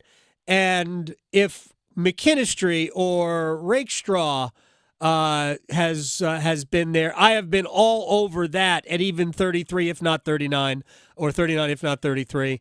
How many of these guys are legit good shutdown corners that the Panthers should jump on early in round 2? That's the thing. I don't know how many are legit shutdown corners. I really don't. Like, I don't think there many aren't. Like, listen, we mentioned BC just a second ago. I think Elijah Jones is a really good corner. I think he's a lot more Josh Norman, right, than J.C. Horn. Okay. And that means he can play zone. And if you play him in 3, you play him in 2, he's going to make plays. And he's going to make plays off of his space because he's got a really good eye for seeing through to the quarterback. Obviously, I know he got hurt for the last 4 games of the season, but I like him. I like Mike Sainrisville. I think he might be the steal of the draft. And he is what everybody thought Jabril Peppers was going to be. Okay. So I love Mike Sanders still coming out of Michigan. Quinyon Mitchell is interesting. Kid out of Toledo. Again, very good zone corner. He plays great in cover 3, sees through to the quarterback. Again, fits into that. Like, he's long. Like when Kevin King was coming out of Washington, ended up at Green Bay, taking round 1. I think Cooper DeJean, if Cooper DeJean's there, take him. Like, he's incredibly talented. Like, I think he's a plus-up Desmond King. And there's just a lot of guys. Like, I'm looking at my spreadsheet right now. This is one of the first things that I do. I've got Dwight McGlothern from Arkansas, probably going to be a day 3, or excuse me, a 3rd round guy. But he's someone that reminds me of Ambry Thomas coming out of Michigan, where he had flashes, and now we have to see consistency. DJ James from Auburn, I absolutely love. Like, you can tell that this is the thing that I spend the most time on. Yeah, it's your wheelhouse, man. I love him. I think DJ James is better than Nehemiah Pritchett. They're both Auburn corners. Pritchett is faster, but DJ James is more aggressive, and he does fit a little bit more into that J.C. Horn mold, and he's someone that wants to fight. Like, he will fight you, and I like that about him. So it's going to be really interesting to see where all these guys kind of fall and where they fit. And I just think, like, obviously Terry Arnold will be off the board, and I hope Kool-Aid's off the board, but if he's not, you better believe we might go long on that segment. Excellent. On Bleacher Report with Michael Felder at In the Bleachers. Defensive tackle. When we talk about premium positions in the NFL, like, I think we're starting to call defensive tackles premium positions when you see the amount of money that Chris Jones gets and that Aaron Donald got and some other guys are getting. I think it's obvious that it's a premium position. Quinnen Williams of the Jets. Who are the best defensive tackles? And will more than one go in the first round? Man, I don't think more than one's going to go in the first round. And when you look at it, the problem with the defensive tackle position, I guess, is, like, yes, you have the Mims kid not Mims. Mims is the OT. Right. You have the Newton kid from Illinois. Right. Which I don't know where you, like, it's frustrating because he's only 6 feet tall. Like, what are we going to do? Right. What do we, like, but I guess you can sit him, like, but teams aren't playing. So there used to be this traditional style, right, of the 3-4, the traditional style of the 4-3, where you had a guy set on that center, and he would either eat a double team or just move the center around. Right. And now we're seeing these teams play with more penetration. So I don't know what we're going to look at from that position, because when you look at these guys play, they're way more athletic than they've ever been. Yep. For starters. And they are being asked to do more than they've ever been asked. I like Christian Boyd from Northern Iowa is a guy that is kind of under the radar, but he's an assignment player. Like, he will split a gap. He'll make himself skinny, go do a thing. Mike Hall, another guy that coming out of Ohio State, he played out of position at Ohio State. He won't go in the first round, but he played out of position at Ohio State, and they played him at a 0, or they played him at a shade. And instead, this guy's going to play 3. He, to me, is like a knockoff Grady Jarrett. Okay. That's a huge compliment. Like, the idea that, because Grady Jarrett, again, coming in to the NFL, people thought he was undersized. People thought he didn't have a position. You plugged him in at that 3 in Atlanta, and all of a sudden he is getting penetration. He's causing a problem. As you mentioned, it's becoming a position of real value because there's danger. Everybody spends so much money on this quote-unquote edge. And what you don't realize is when teams are spending money on tackles, they're spending less money on guards. So if you're spending less money on guards and less money on centers, then you get guys that are really good in the interior. Those guys are better. Yep. So they can split gaps, make plays, create pressure from the interior, flush the quarterback, and now that defensive end you spent a ton of money on, now he gets to make a play, but he's making that play because of the other guy. All right, let me ask you about 2 more players, and we'll let Mike Felder go and get his spreadsheets ready, get ready for the draft, which he will not be involved on Bleacher Report until tomorrow because Micah Parsons wanted to be part of it. It's fun. Yeah, Micah Parsons, C.J. Stroud, my buddy Adam Lefkoe and Mike Renner are going to be. It's going to be a really good show. Oh, I'm super excited to watch it. It'd be better with you on it, but that's fine. That's too many people. That's too many people, and it's too many people that don't do TV on the regular. Got it. That I have a really hard time with like not sticking to format. So it's a good idea to bring me in when it's just 3 TV guys. You would hate this show then. I haven't stayed on time or on format for forever. I've been doing this for 26 years now. But tomorrow I'll be able to watch. I have a hockey game I have to concentrate on tonight. I love Braden Fisk or Fiske. I don't know how to pronounce his name, from Florida State. I think that guy is impossible to move. So I want you to tell me about him. And on the low, I kind of dig Dwayne Carter from Duke. What do you think of those 2 players? I was watching Spectrum, and they did a feature on him, and I was like, let me go back and watch this guy, and I love him. Like, he's Carter. Speaking of Carter, Carter is Spectrum's not going to do a feature on a kid from Florida State.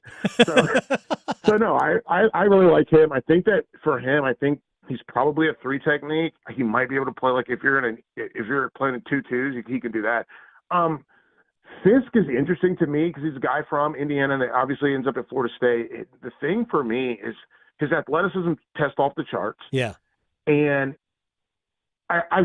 he's not big. Like at the combine, he was under 300 pounds. Right.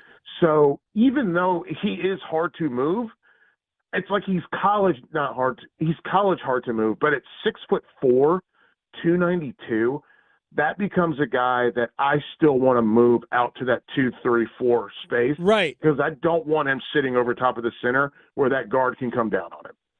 Like, could he be a 3-4 defensive end, which are basically a defensive tackle anyway? Yes, exactly. That was the thing that's the thing I was gonna bring up next. Is this guy? That's why I said 4. I think he could play a 5. He might, even if he lost. Listen. There's different positions. Some positions come in and they weigh in heavy at the combine. Some positions come in and they weigh in light at the combine. I think that he weighed in. I think 292 is heavy for him.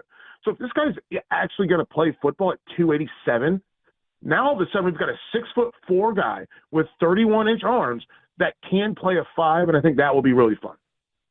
All of it's fun. I will be watching you on Friday night. Mike Felder at In the Bleachers. Hit the Substack. And It's Felder is always awesome. My friend, I will talk to you later. All right, man. You take it easy. You got it.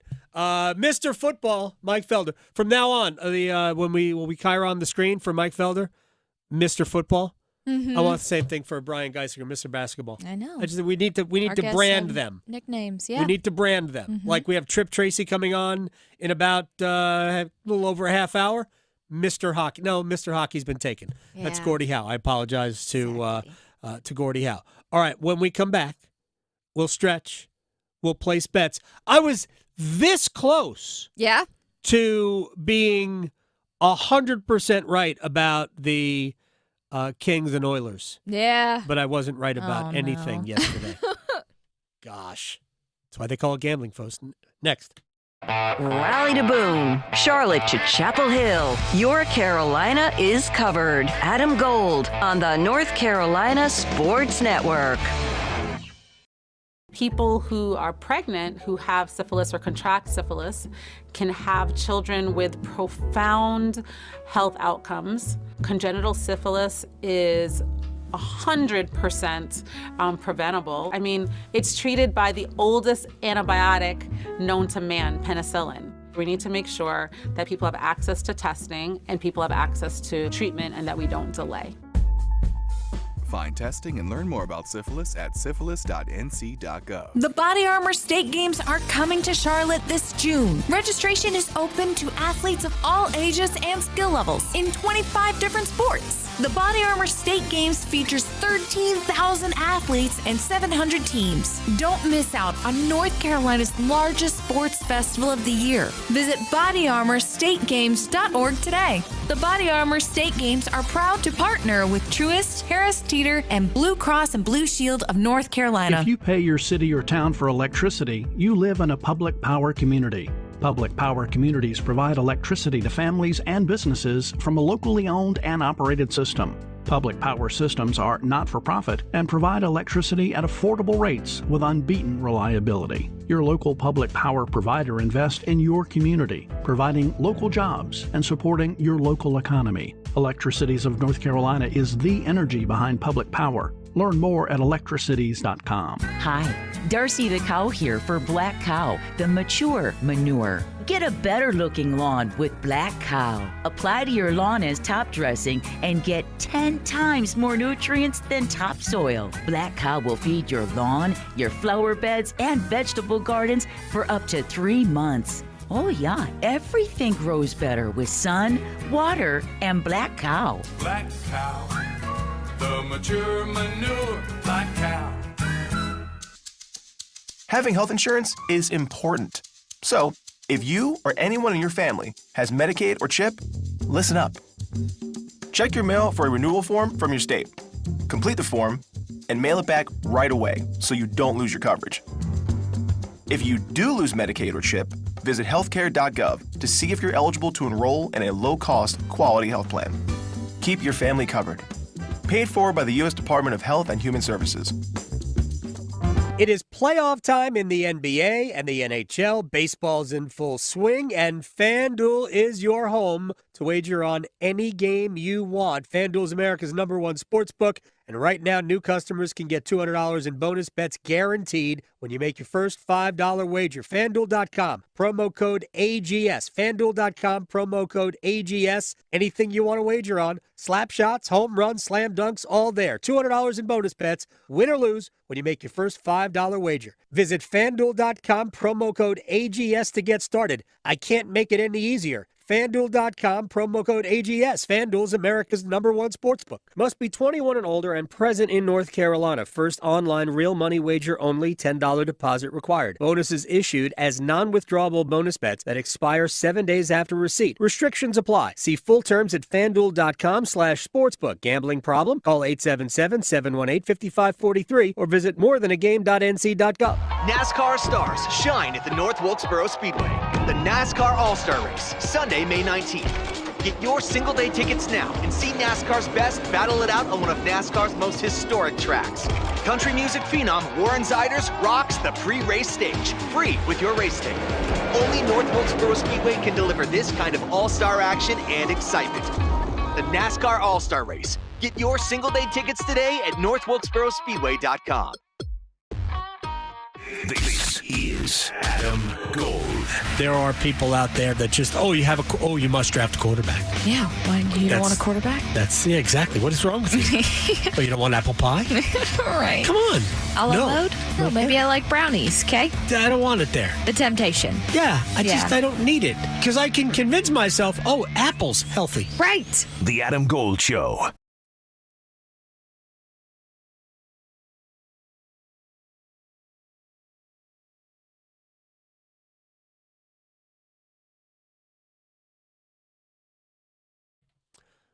It's the Adam Gold Show. I am Adam Gold. Victoria producing the program. We're going to place bets in a moment. But first, we have a big hockey game tonight. And we got the Hurricanes and the Islanders. Game 3. I don't know if you know this. Game 3, Tony DeAngelo will draw in for Brett Pesce. If you're not aware, as a Hurricanes fan, Pesce's lower body injury, they said it was non-contact. But it's very possible that the injury occurred on the Anders Lee goal. If you go back and you look at the Anders Lee power play goal, in which the Islanders win a battle in the corner, Shea and Pesce are there, but the Islanders win the puck there. Pesce is trying to recover to the net, and it looks like he gets kind of twisted up there. Yeah. I wouldn't be surprised if that's where the injury occurred, but he left after 2 more shifts, but I could be wrong. But yeah, he only played 8, little less than 9 minutes. Pesce is normally about 21 a game. So that's a pretty big gap to fill. It is. Tony DeAngelo will draw in and try to not make us forget that Brett Pesce was here, but Right. just play well. Yeah. And play solid hockey, and that's really all they need from him. Nothing wrong with that. Let's stretch. Okay, so this is a PSA because I like PSA. Because law enforcement in South Carolina are tired of getting these calls. Oh, gosh. So cicadas are coming back. I don't know if you're familiar with them. I'm familiar with cicadas, They yeah. are creepy little bugs that come around, make a lot of noise like every so often, every few years. They'll come around in big waves. Right. Well, I guess this time they are coming in 2 separate big waves, the 17-year and the 13-year, because they've just been stewing underground. So yeah, they're going to come out. So just be aware of this because it is not a siren. There is a sheriff's office in Newberry, South Carolina, that has had to ask people on their Facebook page to stop filing noise complaints.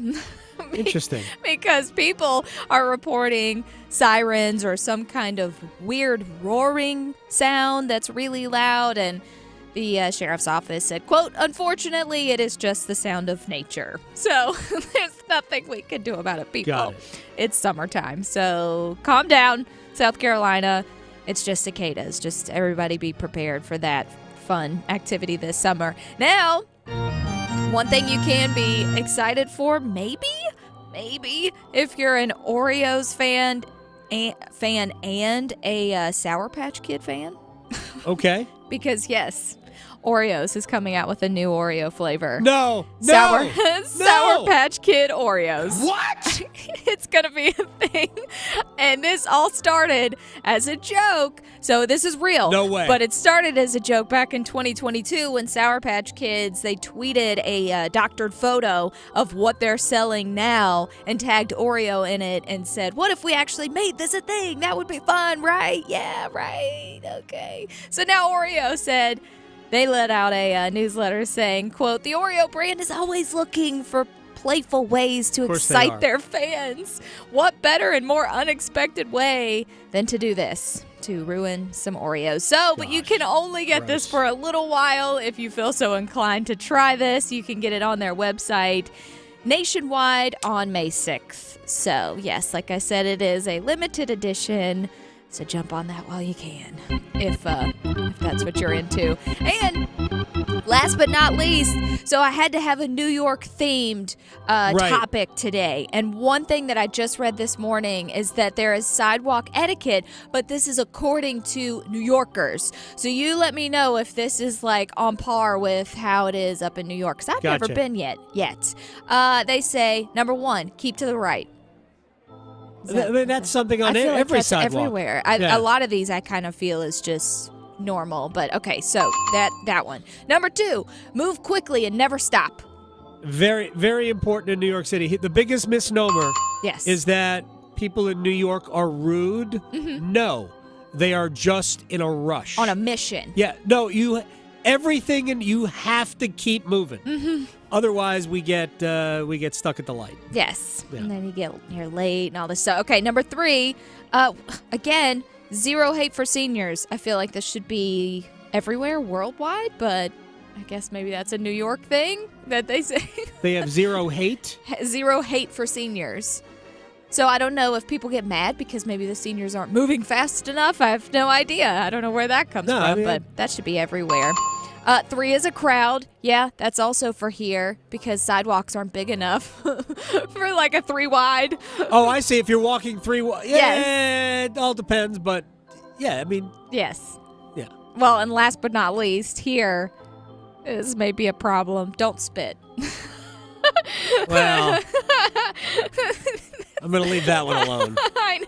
I know. It's just gross anyway, Yeah, but it's whatever. just not- It's just, yeah. You know what's not gross, though? Winning bets. Well, you have to tell me about it. I bet you slice into the woods $100. Gambling is illegal at Bushwood, sir, and I never slide. Okay, you can owe me. I owe you one. Yeah, I went 2 for 3 yesterday. Look at you. Jack Eichel got me a goal, and Kempe. He got 2 in that game. So nice. Kempe going. I don't know. We'll see how it goes. I'm going to use that for the Canes game today because that's the first one I'm picking. Canes in New York, on the island. Give me Jake. You know what? I'm feeling Jake. So anytime goal scorer, Jake Gensel, plus All right. 185. We're going to leave Hurricanes bets to the end. Got it. We're going to start with a 3-leg parlay in the Florida-Tampa game tonight, which I think Florida's going to win. Greg Wyshynski has sold me on this series going to end quickly. Yeah. Florida wins over 5.5 goals. Vladimir Tarasenko gets 1. All of that is plus 750. Oh, okay. Staying in New York a little longer for the Rangers versus Capitals game.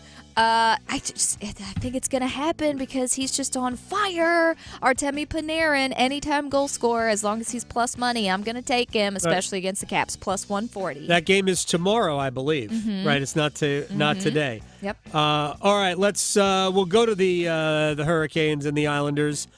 I got me a Seth Jarvis goal again. Okay. I think this is a Seth Jarvis series, especially I like it. playing with Jordan Stahl and Jordan Martinook. Mhm. They're going to have the puck. Yeah. They're going to have the puck tonight. They are. And my guess is the matchup will actually favor them offensively because if you're Patrick Waugh, you need to get Stahl away from the Brock Nelson, Kyle Palmieri line. You have to get them away from that. So I think Jarvis is going to have some opportunities to score. Yeah, well, and I agree with you and Greg. I think the Panthers are going to win, but I think Brandon Hagel is going to score a goal plus 260. All right, now, Drake May, right? Drake May to the 3rd pick in the draft, but not, I don't know what the odds are on this. Yeah. But not to the Patriots. Oh. The Patriots are going to trade out of that pick because it is the perfect New England Patriot thing to do. But Drake May will go 3rd, but it will not be to the Patriots. I see Vikings going up from 11. Oh. And I wouldn't be surprised if the Patriots take a quarterback, and that quarterback is named Michael Penix. Yeah. At number 11. Huh. That's what I am forecasting hate for the that. draft. That's not a wager. I mean, I'm sure you can wager that. I'm somewhere. But it's just something I'm feeling that the Patriots are going to trade out of 3 and not trade back far enough where they can't get a quarterback that they like. All right, on the other side, in the Wall of Sound, you'll get Hurricane stuff. You'll get NFL draft stuff, including from Drake May, on the potential of following, in a way, Tom Brady to New England. And then Trip Tracy will join us as we really get ready for the Hurricanes and the Islanders in Game 3. Wall of Sound, next.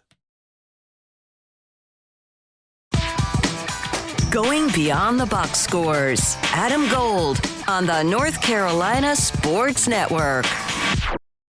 Adam Gold here from my friends at FanDuel, America's #1 sports book with the NHL playoffs, the NBA playoffs. What happened to the Boston Celtics last night?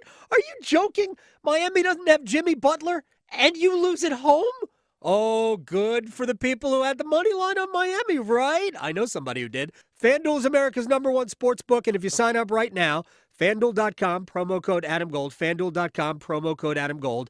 Make your first $5 wager, and Viola, you get $200 in bonus bets guaranteed. Win or lose, doesn't make a difference if you had the Celtics or the Heat last night. You get $200 in bonus bets guaranteed when you sign up. Promo code AdamGold. FanDuel.com, Promo code Adam Gold. FanDuel's America's #1 sportsbook for a reason. Must be 21 and older and present in North Carolina. First online real money wager only. $10 deposit required. Bonuses issued as non-withdrawable bonus bets that expire 7 days after receipt. Restrictions apply. See full terms at FanDuel.com/sportsbook. Gambling problem? Call 877-718-5543 or visit morethanagame.nc.gov. It's bow time. Something new just dropped at Bojangles. Take the bold taste of a crispy golden chicken supreme that's been seasoned to perfection, then add dill pickles, Carolina Gold barbecue sauce, and a toasted bun that's great on the go. What do? You get a Bo's Bird Dog. In fact, you can grab 2 of them for $5. So when you're on the go, headed to practice, or need a snack, grab a Bo's Bird Dog. Hurry in before they're gone. Available for a limited time. It's bow time. There's no time like bow time, but sometimes it's go time. No time to stop. Introducing Bojangles' new Bird Dog, a seasoned to perfection Bojangles Chicken Supreme, dill pickles, Carolina Gold barbecue sauce, all on a toasted bun. Great on the go. Try 2 Bird Dogs for just $5 or a 2 Bird Dog combo for just $8. Hurry, Bo's Bird Dogs are available for limited time only. When you're hungry for flavor and value, it's bow time. Sanja loves to bake, but her feet, they were throbbing. Then one day, I found a solution. Arch supports from the Good Feet store. Have foot pain? Good Feet could help. You too can live the life you love with Arch supports from the Good Feet store. This is Mike Maniscalco, voice of the Carolina Hurricanes. For Raleigh's exterior remodeler, Window World of Raleigh, a proud partner of the Carolina Hurricanes. And look, I know how important it is to be able to see through glass and make sure that you love what you're seeing through. And not only that, it's got to catch the eyes of everybody looking at it. Clearly, from the perch I have looking down through glass, got to make sure that Window World is taking care of what they have. And that's what they do for your house. And it's not just for windows. They can make a world of difference when it comes to curb appeal, but also saving you money. That's when it comes to decreasing energy costs. As America's largest exterior remodeler, Window World offers the highest rated windows, siding and doors, and so much more. And they all look great. All with guaranteed pricing and the industry's strongest warranty. We're talking about products with a lifetime warranty and the trusted Good Housekeeping seal. Check them out for a free in-home, no obligation estimate. Window World of Raleigh and Fayetteville. Just visit them at windowworldofraleigh.com. It's Truck Month at your local Ram dealer, and now's the time to get great deals on our award-winning lineup of trucks. At Ram, all we do is trucks. Maybe that's why Ram is the most awarded light-duty and heavy-duty truck brand over the last 5 years. Ram trucks feature innovative technology and uncompromised power and dependability that give you the power to strengthen your truck game. Go to ram.com for great deals and hurry in for the best selection of trucks during Ram Truck Month. Based on total full-size pickup awards 2019 to 2023 CYTD, based on standard and available features offered. This hour on the Triangle Sports Leader is brought to you by the Ritchie Law Firm Injury Lawyers. Shoots, he scores! Go to GotBryan.com. That's GotBryan.com. WCMC HD1 Holly Springs. Take us with you on radio, web, app, Alexa, and YouTube. 99.9 The Fan, the Triangle Sports Leader. It was more about the Islanders being victimized in a position where they were tasered by the end of the game. They had just had no idea, which end was up, and that certainly showed on the ensuing face-off where Martinook scores 9 seconds later. So, incredible game, and Rod's absolutely right. That's one for the memory bank. Yeah, it's going to go way down in NHL history, franchise history, all those things. I wish I was there to see it live myself, but it was incredible. The one, the only, the great John Forsland. We will see John down the road. The longer the Hurricanes stay in the playoffs, the longer we are likely to run into Mr. Forsland, he's got Colorado and Winnipeg tonight. Game 3 of that series in Denver. Then he goes to Vegas, I believe, for Game 3 of that series. Then he goes back to Colorado. He's just all over the place. Yeah, so, real quick, we thought the West would be a complete cluster. Yes. We thought that. We knew going in. Colorado, Winnipeg's a toss-up. Mm-hmm. Colorado doesn't have great goaltending, although Georgiev played well in Game 2. Hellebuck didn't play well in game 1, but they got away with it and won at 7-6 because Colorado was a turnover machine. So was Winnipeg early, but Colorado was so messy with the puck. I didn't think – I thought the game would go overtime last night. I thought Edmonton would win it. To me, the biggest – other than the Rangers and Washington, the biggest candidate for a sweep was Edmonton over L.A. Yeah. And L.A. was plucky enough in game 1 that I just felt we were going to get overtime, but I thought Edmonton would win it. Yeah. Andrei Kopitar, 2 minutes in, boom, we're done. Yeah. See ya. Oh, yeah. Tip your waitresses. We're out of here. Kempe with 2. I wonder at some point, does it get in Edmonton's head? Yeah. That's what Edmonton does not have. They're better on the back end. They're not great, but they're better. Are they really good enough in goal? I don't know. A lot was getting by Skinner last night. I'm not sure the Kings are good enough in goal. No. Right? I'm not sure they are. Yeah. But, and certainly Edmonton has more firepower. I think ultimately Edmonton will win the series, but I think it's going to take a little while for them. Yep. And I was, again, a little surprised. And now you're going back to L.A. Man, Edmonton, don't lose game 3. I know. Because then you're going to start thinking. Yep. You're going to get in your own head. But I don't think you're thinking as much as Dallas is thinking right now. Gosh. So who predicted that? I mean, the Knights now having Stone back is huge for them. Great player, great leader, great example in the playoffs. All the things. They have so many weapons. Their blue line is so good.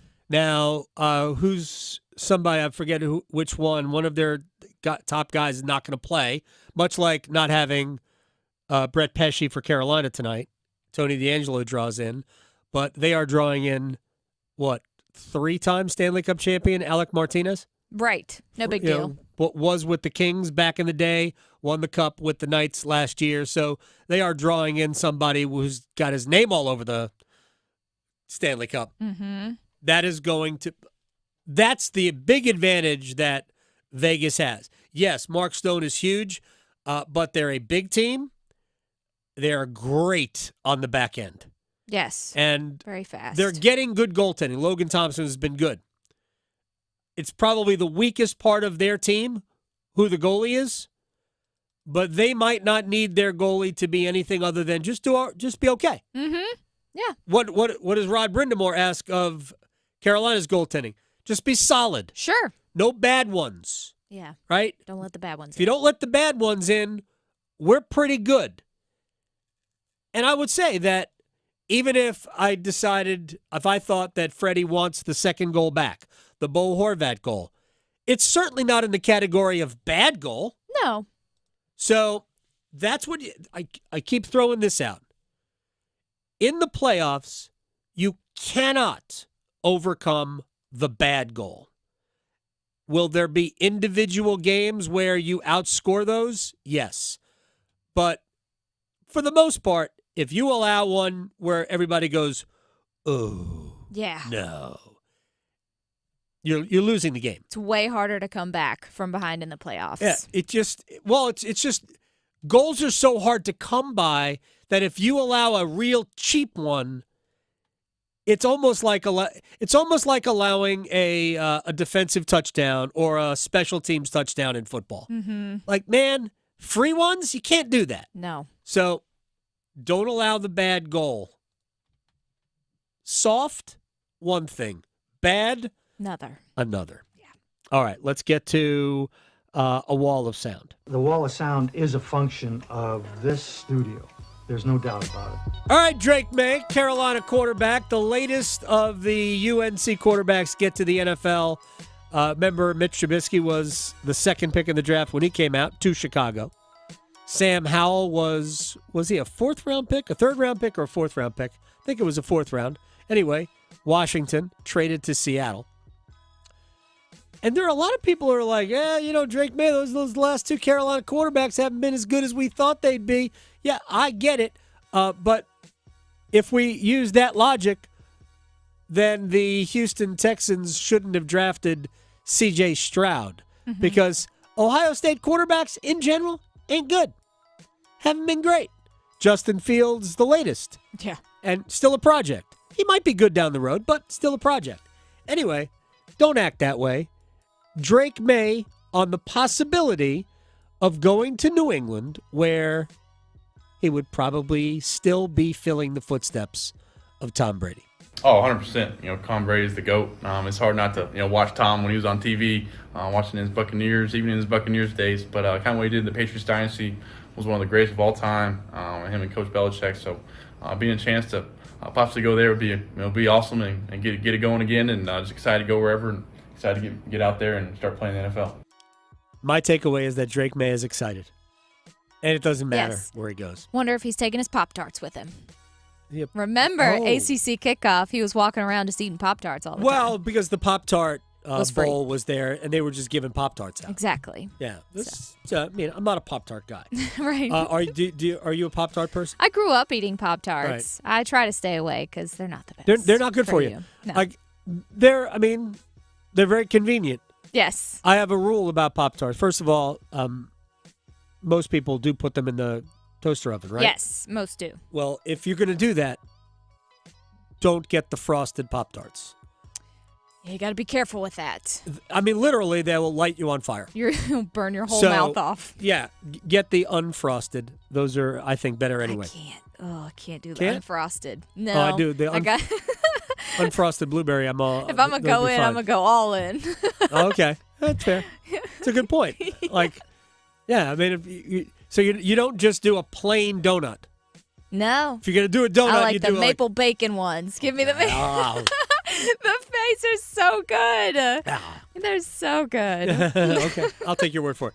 All right, now to Louis Riddick from ESPN on where the draft gets really interesting for him. Quite honestly, I believe it takes a turn right at number 2 as soon as Chicago is off the clock. I think right there is where the intrigue for me starts. And look, I heard what Kimberly Martin said about Adam Peter and say, look, we've decided on who we're going to take. I'm interested to hear who that's going to be. Yeah. And really, after they make that pick, I'm even still interested to hear about the process by which they arrived at whoever it is that they take. Because to me, my instinct tells me there isn't just 100% consensus about it being Jaden Daniels, although I have said that would be number 1 for me. But I think that's where it starts. And then obviously, as Adam alluded to, at number 3, it gets even more interesting because this draft really is, I don't want to say top heavy, but it is deep, man. It is deep with players who play premium impact positions that are all going to have tremendous careers. So really at 2, from there, buckle in, man, because then it gets good. It's going to be fascinating. I will be following it along, or whatever I just tried to say, following along on social media, otherwise occupied. Adam Schefter, for also from ESPN, and I believe a Michigan man. I believe he is a Michigan grad. Player to watch, who is it? Now, the big player to watch here is J.J. McCarthy because, again, he could go as early as number 3 to the New England Patriots. He could go 6 to the New York Giants. He could go 5 to the Chargers, to a team that trades up. He could fall back there, but somewhere between picks 3 and 11, the fast riser in this draft, J.J. McCarthy, is expected to go. Anywhere from 3 to 11, yes. I actually think he'll be gone before if we go quarterback, and the Giants are not one of those 3 teams. I think the Giants will take a quarterback at number 6. Yeah, I could see that. Even if they shouldn't, I think the Giants will take a quarterback at number 6. Mm-hmm. Look, I have no idea. I think I said this before, said this yesterday. I think every quarterback in this draft, all of them, need to be developed further. They could all pan out if handled properly. I think rushing them to the field is a problem for every one of them, every single one. But we know it's going to happen. So, by and large, I think we have people in the league starting to come around to this, but I don't know that those people are running the teams who are going to be picking quarterbacks. No. I think people are recognizing that there's a reason why quarterbacks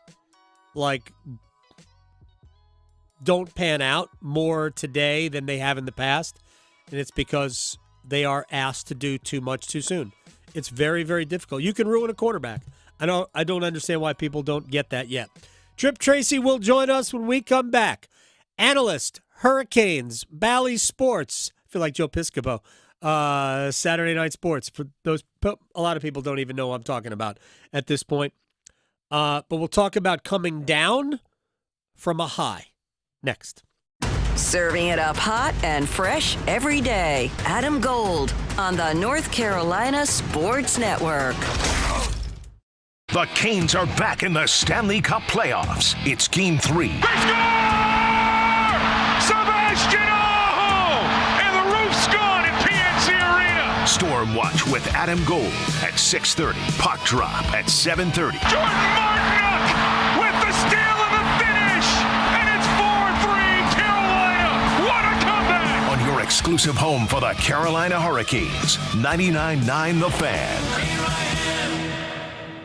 Our Canes are back at it again tonight, but on the island this time for Game 3. And maybe after seeing the first two games, you feel kind of confident in some likely stats to happen throughout this game. Hey, it's Victoria Vodnecker here for BetMGM. And if that sounds like you, or maybe it's on a baseball game or an upcoming soccer match, the options are endless when it comes to using the BetMGM app. And it can be on any sport, athlete, or team of your choice. Right now, BetMGM is offering $150 in bonus bets just by making your first $5 wager and using code Victoria150.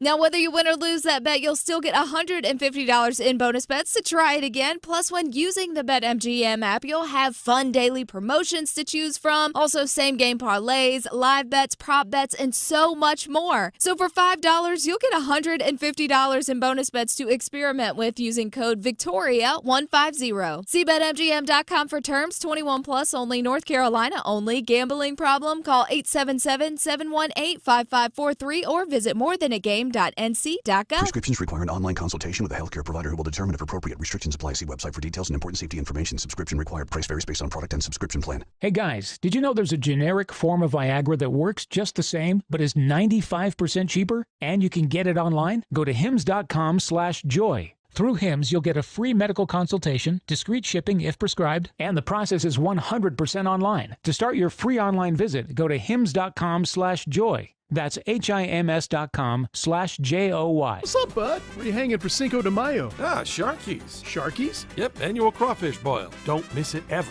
Ooh, crawfish boil. I ain't missing that either. You know what? It's Cinco de Mayo this year. Whoa, Cinco de Mayo. I love it. Wait, that could be a hit song. Cinco de Mayo on the bayou. Eating crawfish and Sharkies you don't need to sing. I get it.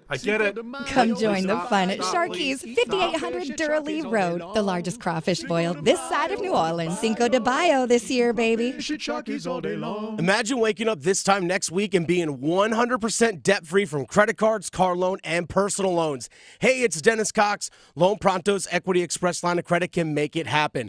Homeowners are turning their home equity into cash almost instantly. With Loan Pronto's AI-based system, you can get approval in about 10 minutes with almost no documentation, no appraisal, and no hassle. You can get hundreds of thousands of dollars out of your home. Use that money to pay off all your other loans. The average homeowner saves over $850 a month doing this. Listen, your home value is way up. You can use that to wipe out all those credit cards. Get some money for a home improvement. Literally hundreds of thousands are at your fingertips, and approval is just minutes away. Call now, 919-381-1760, 919-381-1760, loanpronto.com, 919-381-1760, NMLS 1661781, subject to lender approval, equal housing lender. Find what you love what you find, a Total Wine and More. There's so much waiting for you. All kinds of beers and thousands of wines. Walk right through the door. It's all here to explore. With guides in the know and prices so low, it just might blow your mind. You're gonna find what you love and love what you find. Drink responsibly, B21. This is Adam Gold. There are people out there that just, you must draft a quarterback. Yeah, why you don't want a quarterback? Yeah, exactly. What is wrong with you? You don't want apple pie? Right. Come on. A la mode? Oh, maybe I like brownies, okay? I don't want it there. The temptation. Yeah, I don't need it. Because I can convince myself, oh, apple's healthy. Right. The Adam Gold Show.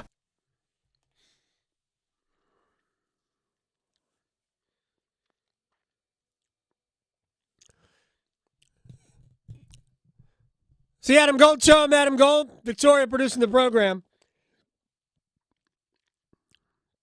We are less than 4.5 hours away from our pregame show on 99.9 The Fan in Raleigh. If you are listening local, of course, we are all over the state, and you may be tuning in anyway on the WRL Sports Fan app because you absolutely have to get ready for Game 3. I encourage you to do that. We'll be there at 6:30 tonight. And Trip Tracy, the voice of the analyst voice, but sometimes voice of the Carolina Hurricanes, joins us. Probably not quite at UBS Arena, but soon, since, my gosh, the game is coming up pretty quickly.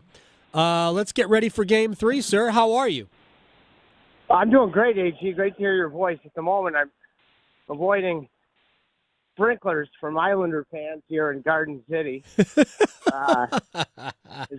Yeah, that's to try to paint a picture. It's beautiful. That's what I'm doing at this very moment. All right, what's the biggest thing you are looking for from the start of today's game? When we put it into context of how Carolina came back, there's a lot of ways to look at it, in that there are people who think that the Islanders blew the lead. I look at it as the team that was better for the majority of the game, and when they were better, they were significantly better. The right team won. That was a just result for me. But what are you looking at from the beginning of this game tonight? First of all, I agree with you that the better team won the game. The Islanders can make an argument that, they deserve Game 1. Yeah. They didn't win. It's a perfect question for you to set the tone in the first period of our hot stove, Adam, because, when you have 2 full days off between games, if anything, that's going to benefit the Islanders after what happened to them and, a comeback that we'll never forget in Raleigh. Right. So that helps. They're going to go to Ilya Sorokin. But it brings me to something that I feel very strongly about and how the game has changed. The old cliche, weather the storm. Yep. In what's going to be a hostile building, and this is going to be your toughest game to win, one would think. That never works in today's NHL. Right. So if you have the ability to do so, the critical element, and when you're trying to build on the momentum, if it is there, with this break from the conclusion of Game 2, you want to get on the attack as soon as possible, right from the get-go. Gone are the days where you ever go in with a mindset of weathering the storm and surviving the first 10 minutes. That's just, if you have that philosophy, it puts you in a position of weakness. Yeah, because ultimately what you're doing is you're bracing yourself. I use a rope-a-dope term. You're trying to rope-a-dope your way out of trouble, and when you do that, you're just asking for more trouble. Trip Tracy is joining us here because, honestly, there's almost a fine line. You don't want to overextend yourself. You don't want to open yourself up to problems, but you also don't want to, put yourself in a position where you're reacting to what the Islanders are doing. You want to make them react. To that end, and this goes back to game number 2, the way Carolina played over the last really 26, 27 minutes of that game was something that, honestly, I can't recall seeing in a playoff game. It was as one-sided as I have ever seen it. And I talked to Greg Wyshynski earlier. He says, no, I think we could see that again, but I'm not sure we will see anything like that. What's your takeaway from the last 26, 27 minutes of that? My gut would say we're not going to see it again. But of course, I would just absolutely love to be wrong about this.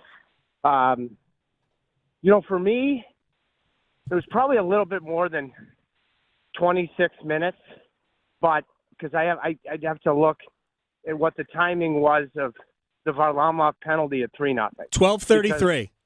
That's okay. That's the gift. Yeah. Because you've got a goaltender that's playing brilliant. You've got a team that had already had a power play in Carolina earlier in the period. New York had scored on theirs. And our old friend Chuck Hayden always talked about hockey gods. Yep. As soon as that happened, I said to myself, ooh, Varlamov should not have done this. The way he's playing and the way this game is going. And, you end up by that particular power play unit, Rod stuck with him. I hadn't liked him very much in the series, especially taking away Gensel in the bumper. And all of a sudden, Gensel makes a play off of the Jarvis shot, Teravainen scores.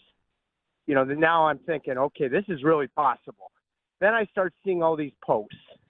5 posts. Yeah. Losing Pesce. It's something that I don't know with all those circumstances. The stick-to-itness that Carolina had, the domination. I guess you could say really, AG, in the third period, and it didn't take long in overtime in Game 6, he closed out the first round. Carolina, if you went back and looked at the film, they had similar domination in that period in the third. Right. But it wasn't 26 minutes. I mean, it was just in the Islanders had one shot on goal the last 30 minutes of the game. I mean, in a playoff game, I've just never seen anything like that. You referred, Trip Tracy, to Brett Pesce, who is certainly lost for the series, and it would stand to reason that we might be looking at a long, time with Brett Pesce being away. Do you expect mixing and matching with the defensive combinations to get, even though they're going to line up with Shea and D'Angelo together, that we'll see a lot of Shea and Orloff and maybe even a fair amount of Shea and Chatfield? Well, let's start with the fact that, let's not kid ourselves, this is a massive loss. Yeah. And so once that's established, Foster's not on the trip. Pesce's a major loss. So when I look at it, Tim Gleason did an excellent job because he had just under half of the hockey game with 5 defensemen. And you look at the minutes at the end of the night, and, everybody took on a little bit more. So what I think about is my gut tells me that Tony DeAngelo is going to be solid because he was solid down the stretch. I think there's nowhere to go but up, but in terms of channeling his emotions from past playoff experiences, can he be serviceable defensively and be a difference maker offensively? With that being said, even if he does all those things, which I'm hopeful he will, my gut tells me he will, he's in spot duty, in my opinion. So it seems like just a huge hole to fill when you just think about Pesce's loss. But when you think about the minutes that are available throughout the course of the hockey game for the back end, if everybody takes on a little bit more, it seems very achievable in terms of the 4 remaining guys. The 2 specific guys that I think about, of course, is Dmitry Orlov. This has got to be his time, taking on more of a role on the penalty kill. He drew a penalty on his offside in that third period against New York. I think, you and I have talked about it, he might be better on his offside. And then Chatfield that can play either side. Shea, on his offside, keeps a puck in on the Jarvis goal. So even within the context of that third period, I saw some very encouraging things. I think it's going to require all 4 remaining guys taking on a little bit more in terms of ice time. But specifically, you need Orlov to take a step and be better with more ice time in all situations, or specifically penalty killing in 5-on-5. And then you need Chatfield to do the same. Yeah. Do you think there's any chance that we see Tony maybe get a little power play time here, especially if you're relying even more on Brady Shea at 5-on-5 and shorthanded?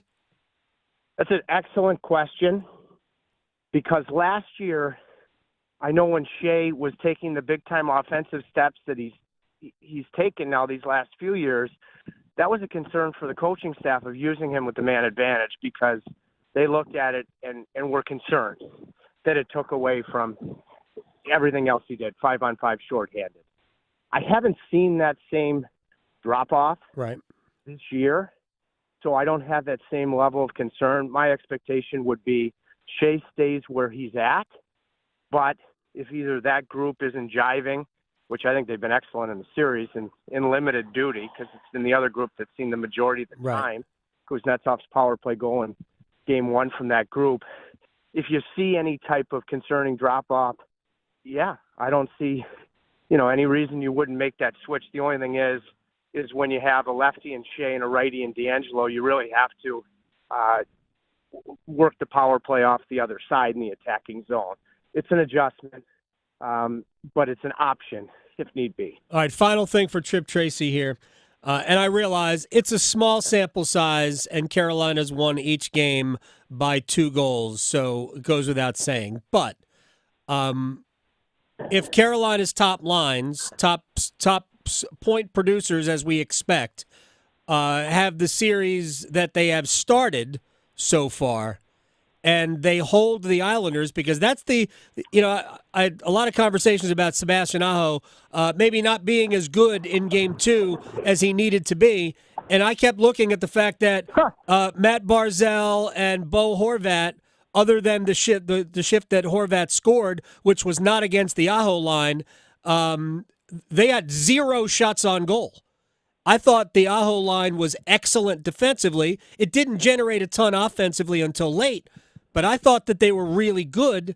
And if Carolina's top players are going to outperform the Islanders' top players, that's a tell. Aho was +2 on the night. He hit 2 posts, 2 of the 5 they hit.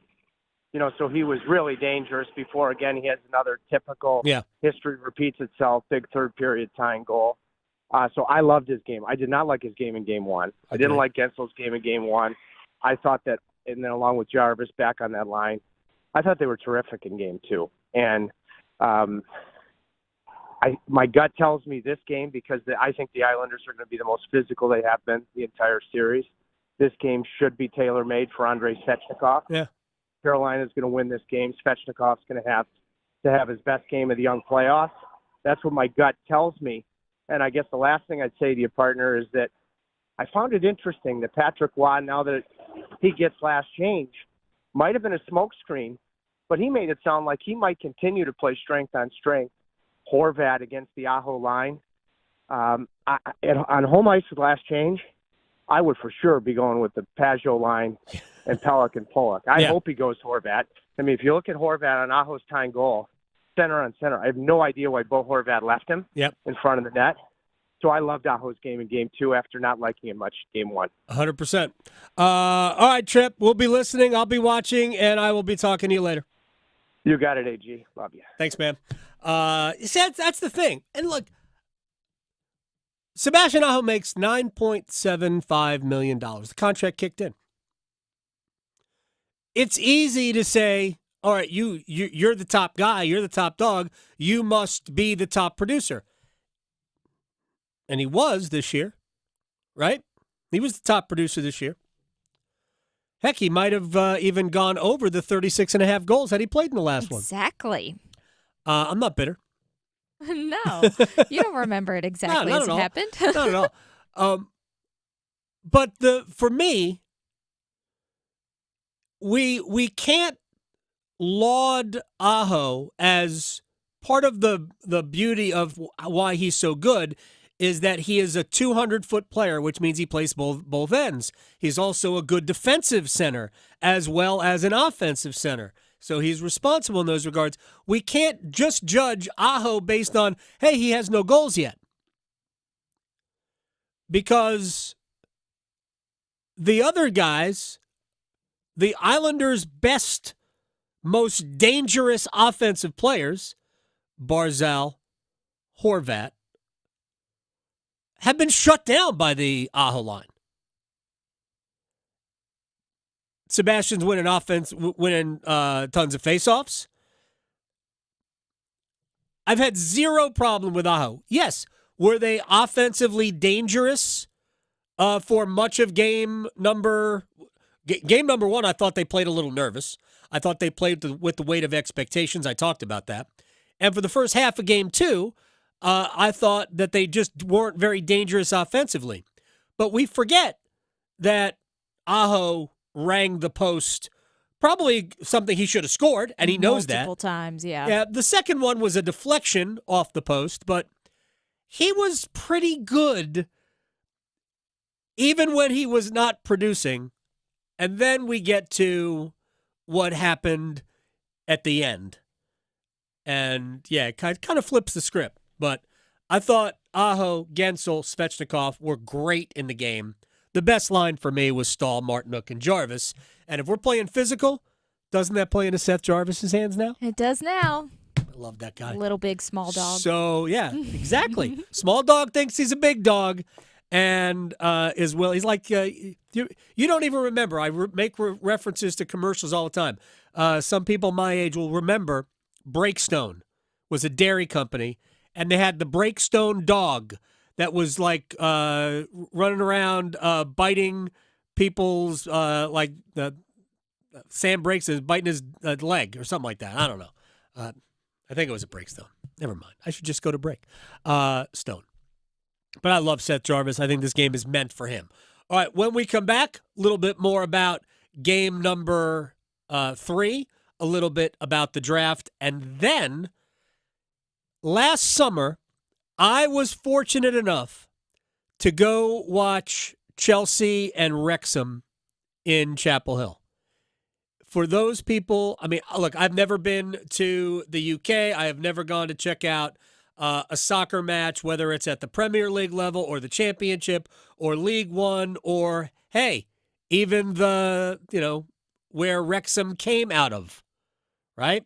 The 5th tier of English football, non-league football. I know it's an experience, but man, being at Kenan Stadium for Chelsea Wrexham was awesome. Well, those two teams are not coming back, but we've got another matchup coming to Kenan that we'll tell you about in about 10 minutes. Next. Raleigh to Boone, Charlotte to Chapel Hill. Your Carolina is covered. Adam Gold on the North Carolina Sports Network. Fair housing is more than just a celebration in April. For North Carolina's realtors, it's an everyday standard. For the 56,000 realtors across our state, we embrace and support fair housing to stamp out discrimination in all forms. As realtors, we believe fairness is worth fighting for, and we won't stop until the fight is won. Celebrating Fair Housing Month, North Carolina Realtors. We open doors to everyone. Paid for by North Carolina Realtors. It is playoff time in the NBA and the NHL. Baseball's in full swing, and FanDuel is your home to wager on any game you want. FanDuel is America's #1 sportsbook, and right now new customers can get $200 in bonus bets guaranteed when you make your first $5 wager. FanDuel.com, promo code AGS. FanDuel.com, promo code AGS. Anything you want to wager on, slap shots, home runs, slam dunks, all there. $200 in bonus bets, win or lose, when you make your first $5 wager. Visit FanDuel.com, promo code AGS to get started. I can't make it any easier. FanDuel.com, promo code AGS. FanDuel's America's #1 sportsbook. Must be 21 and older and present in North Carolina. First online real money wager only. $10 deposit required. Bonuses issued as non-withdrawable bonus bets that expire 7 days after receipt. Restrictions apply. See full terms at FanDuel.com/sportsbook. Gambling problem? Call 877-718-5543 or visit morethanagame.nc.gov. The Body Armor State Games are coming to Charlotte this June. Registration is open to athletes of all ages and skill levels in 25 different sports. The Body Armor State Games features 13,000 athletes and 700 teams. Don't miss out on North Carolina's largest sports festival of the year. Visit bodyarmorstategames.org today. The Body Armor State Games are proud to partner with Truist, Harris Teeter, and Blue Cross and Blue Shield of North Carolina. If you pay your city or town for electricity, you live in a public power community. Public power communities provide electricity to families and businesses from a locally owned and operated system. Public power systems are not-for-profit and provide electricity at affordable rates with unbeaten reliability. Your local public power provider invests in your community, providing local jobs and supporting your local economy. Electricities of North Carolina is the energy behind public power. Learn more at electricities.com. Hi, Darcy the Cow here for Black Cow, the mature manure. Get a better looking lawn with Black Cow. Apply to your lawn as top dressing and get 10 times more nutrients than topsoil. Black Cow will feed your lawn, your flower beds, and vegetable gardens for up to 3 months. Oh yeah, everything grows better with sun, water, and Black Cow. Black Cow, the mature manure, Black Cow. Have you lost North Carolina Medicaid? At healthcare.gov, you can find a low-cost quality health plan. Do plans cover doctor visits? What about emergency care? And prescriptions? All covered and more. Plus, with the new law, 4 out of 5 customers can find a plan for $10 or less per month with financial help. Healthcare.gov is here for you. Enroll today for coverage starting the 1st of next month. Paid for by the U.S. Department of Health and Human Services. NASCAR stars shine at the North Wilkesboro Speedway.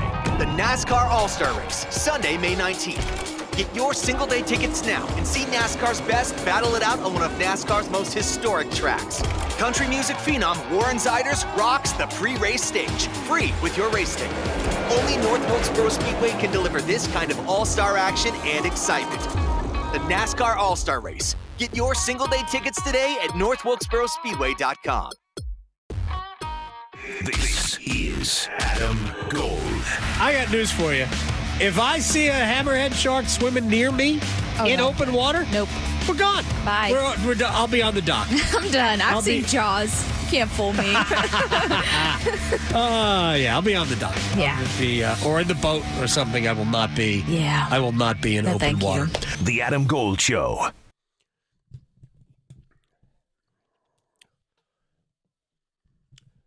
It's the Adam Gold Show. I am Adam Gold. Victoria's here. Couple of minutes. Jamie Watson played college soccer at North Carolina, by the way. He's going to stop by, and we'll tell you about something cool coming up in the summer at Kenan Stadium. And we'll talk about all about my experience a year ago with getting a chance to go see Chelsea and Wrexham play at Kenan Stadium. All right, before we get to that, real quick.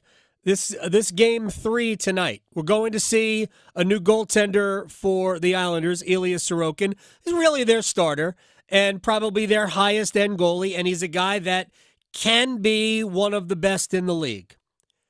Hasn't been a great year, and if you think back to last year in the playoffs, Carolina ended the series on what was really a bad goal allowed by Sorokin. Just was. Paul Stastny, who picked the puck up really behind the net, not behind the net, but behind the goal line extended, really just from, wasn't all the way at the wall as I remembered it initially. I went back and watched it. It was, 20 feet away or so from the net. Basically just threw it in front. And because Sorokin was not square, it went off his far pad and in. So it was never going to be on net, much like Jordan Martinook's goal that made it 4-3 on Monday night. So Sorokin's got some other questions to answer about himself. There's no doubt he is a high-level goaltender. I think he will play well. This is going to be a hard game for Carolina to win, and I love what Tripp Tracy said about it earlier, because I agree. You can't. I have a fundamental problem with weathering the storm, because that is a terrible mindset to have. Now, there will be times during the game where the Islanders are imposing their will, and they're going to do it physically, which I don't think will bother Carolina tonight. I think Carolina's arguably, regardless what the hits stat says, I think Carolina's arguably been the more physical team than the Islanders. But to me, weathering the storm says that you are reacting to the other team. And I think Carolina's move is to essentially make the first move. Yes, be on the offense, not the defense. As we say in football, be on the front foot. Mm-hmm. Yes. Football meaning soccer. We yes, don't say football that with the feet. Right. We don't say that in American football. Right. But honestly, I think they have to be. I think the Hurricanes need to essentially throw the first punch without throwing the first punch. I would definitely take the under with this one. I agree with that, by the way. Something interesting, I will be surprised so far, and now this is the last thing I'll say about it before we turn our focus towards something cool to do in the summer.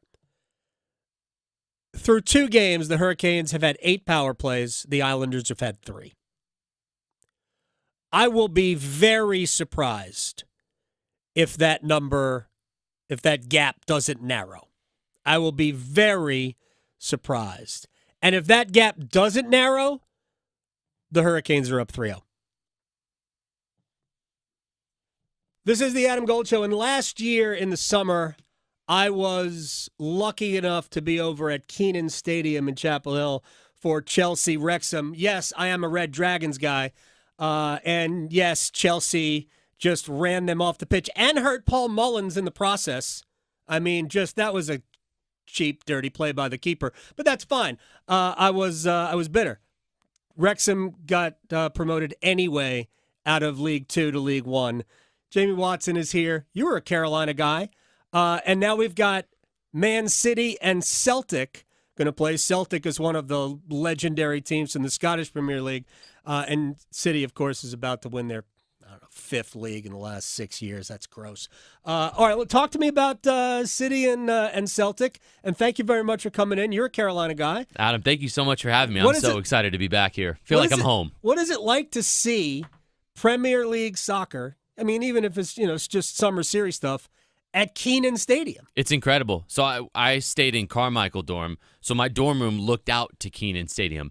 And now on July 23rd, I'm going to be back at Kenan Stadium looking towards Carmichael dorm, watching these two teams go at it. I mean, you got Manchester City, who I'd argue right now, and it's tough for me to say it as a Liverpool fan, but we're going to talk. I have to be honest about this. Manchester City, for me, is the best team in the world right now.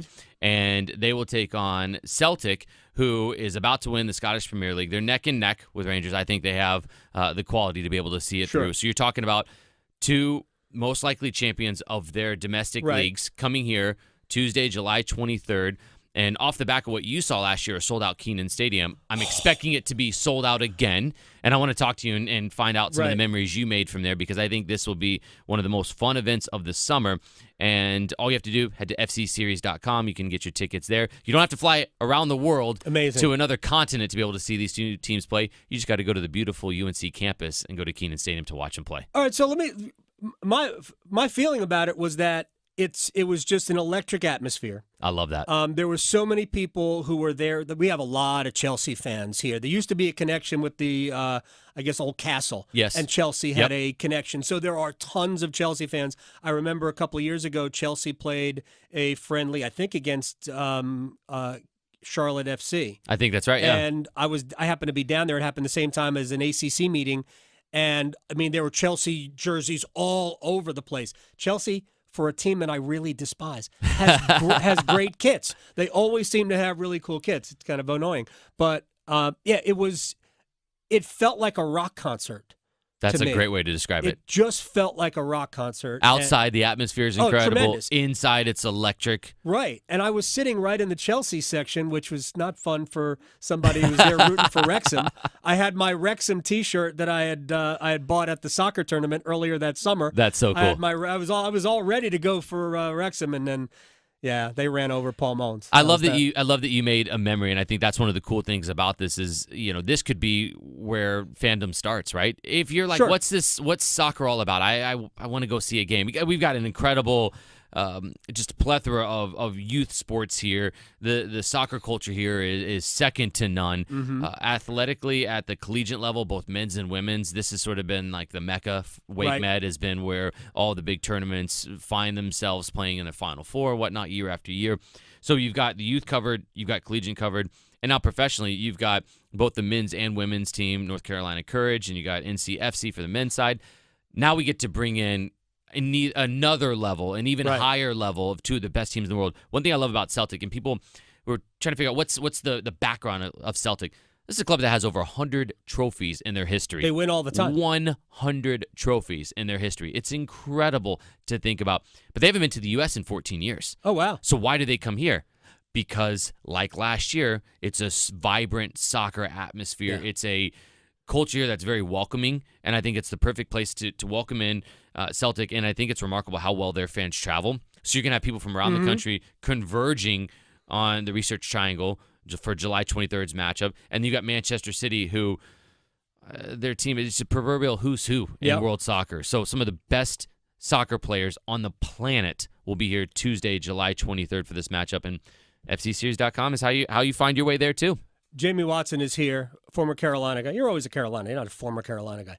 I'm curious whether Celtic will bring and play Cameron Carter-Vickers, because he, to me, having watched it, I got into the sport really following the men's national team. That was my entry, and I'm still a men's national team fan, even though I'm first and foremost Liverpool. Yeah, but that's a great club alone. and country. And right. And by the way, it's okay if, as Liverpool fans, you can like other teams too. I do. You have one that's a diehard. How do I like? My son is a Man U fan. I don't hate Man U. I hate the fact that we couldn't beat him this year. Right. When he counted the most. We dominate him 3 times and get 2 points out of 3 matches. I'm so mad. And I don't even hate City, because City is so beautiful to watch. I mean, Pep Guardiola has this group playing. He's the best manager on earth. I couldn't agree more. And, the Celtic manager, Brendan Rodgers, somebody that, as a Liverpool fan, you'll know, too. He's got a wonderful history as well, too, and he's been able to take on this role at this historic club and do so well. But, I mean, Pep Guardiola is basically changing how other people view the game as well, and tactically how you approach it, and the things he's implementing are transcending tactically what other coaches are doing around the world. He's blazing a new trail, and you're doing it with some of the best players in the world, which I am enamored with, because you're managing so many of these global superstars, and he's doing it ever so well. He was a great player himself, and an even better manager. And it's insane to me to think it's literally going to be right there from where my dorm room was, where it's just down the road. You know what I mean? Like the half-hour drive. It's like these players are going to be here, and we get to watch them work and do what they do best, better than anybody else. I'm going to give you one more thing about the match that I saw last summer that was really cool. Lay it on me. In that, I know Chelsea has a changing room where they need 3 changing rooms because they had so many players. Yes. But Chelsea played, I believe Malo Gusto played in the match last year. We saw, I think, Christopher Nkunku got in the match. Yes. So you saw, they have so many players, but you saw a bunch of guys who are going. Thiago Silva played. Yeah. He played just second half a little bit. Huge Brazilian star, yeah. So they played a lot of the players, at least a little bit, that you were going to watch during the year. And I'm sure we'll see a lot, because City's got a big squad too. Yeah. I'm sure we'll see a lot of players that if you look at their squad going into a match, and it's certainly down the stretch, I mean, I wouldn't be surprised to see 4, 5, 6 of those players that you watch this week, next week, win another title. I'm sure we'll see some of those guys play. And who knows what other big star they're going to add from now, until when the window opens up. And it will not be Jude Bellingham. And that's and what's so cool too is I love that we're talking about your memories you made last year, and I also love the fact that it doesn't just stop there with the memories. There was also other ways that were impacted. Last year, over $150,000 was donated to the UNC Children's Hospital with some of the proceeds.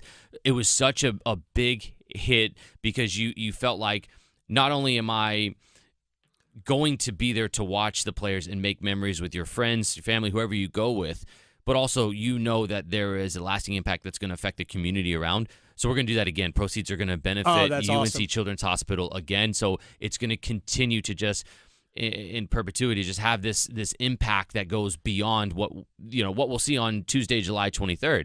We're going to see the fact that there is a lasting impact that will affect countless number of people, that butterfly effect that you'll never know how many people it will really truly affect. And it also affected, like you got to make memories at the game too. And it's something that I am personally proud of, that initiative to go along with the fact that Manchester City and Celtic will be here in person. My son still has the Chelsea flag that we got when we got there, because we're in the Chelsea section. How cool is that, though, man? It's incredible. He's not a Chelsea fan either, but he has it flying in his room. That's what it's about. Right next to the Man U flag. Finally, as Liverpool fans, Jamie Watson, former Carolina guy, helping us get the word out about July 23rd at Kenan Stadium, City and Celtic. How do we look at this year? Klopp announces, 3 months ago that this is it. The team is flying high. They're figuring out ways to win. Guys, teenagers are coming in, scoring big goals. How do we view this? I knew it was going to happen yesterday, but I could feel it going in. How do we view it? As much as I don't want to say this as a Liverpool supporter, I think on Tuesday, July 23rd, we're welcoming in the English Premier League champion, Manchester City. We've had a good year at Liverpool, probably better than I expected, and all the adversity, Klopp leaving, injuries, everything like that. It's been a good group, but it's a juggernaut with Manchester City. I know. They're just too good. This was the year they were gettable, though. That's the thing that gets. I know. But that's why they are a dynasty, and they're in the midst of it. And it's crazy because it's like normally you don't realize a dynasty until sort of at the tail end of the run or when it's over and you look back and you go, wow, that was a dynasty. No, we're fully cognizant of the fact that Manchester City is in a dynasty run. And on Tuesday, July 23rd, they'll be here against Celtic. FCSeries.com. That's how you're there to see them live in person in the midst of this dynasty. I'm going to ask Pep why. If you get close enough to do that, can I just be your +1 so I can ask him why and also congrats? Yeah. No, I don't know. I just want to go, why? Why? Why do you keep doing this to us? Why do you keep winning everything that you do? And he's just so matter-of-fact about it. I love it. He's great. The team's so much fun to watch, and I can't wait for the 23rd of July. He's great. You're great. Thank you so much for having me on. Jamie Watson, appreciate it. I got a confirmation. We will talk football with the feet with Jamie Watson whenever we want. Oh, good. It was a huge happening last year. Anybody that went to, and there were a lot of Premier League sides who came here. This was not part of that series, but there was like they actually made it a competition. They brought 5. There were more than 5. Man U wasn't part of it, but there were 5 other. I think there were 5 other Premier League sides that came and played a bunch of games, bunch of friendlies. That were just part of, they just made it a competition. Chelsea won. That's what Chelsea won this year. That's it. There you That's go. all that Chelsea won. You have to see the face. This year. Yeah, they don't like Chelsea. But they do have nice uniforms. All right, before we get out of here, real quick about the NFL draft tonight. We will see quarterbacks go 1 and 2 and 3 and maybe even 4. Yeah. Which, of course, is dumb, but that's where we are. When teams feel like they have to get one, they will not leave it to chance. I will be surprised if we only have 3 if the Giants don't make that 4th quarterback the 6th pick. Or the Giants could say, we're too nervous, that Minnesota might trade up to 4, and they could trade up to 4. That's what teams do. Unfortunately, when you do that, especially if you do it at the top of the draft, you are just asking for trouble. There are very few sure things. And I will go on record right now. I'm going to leave J.J. McCarthy out of this for a second.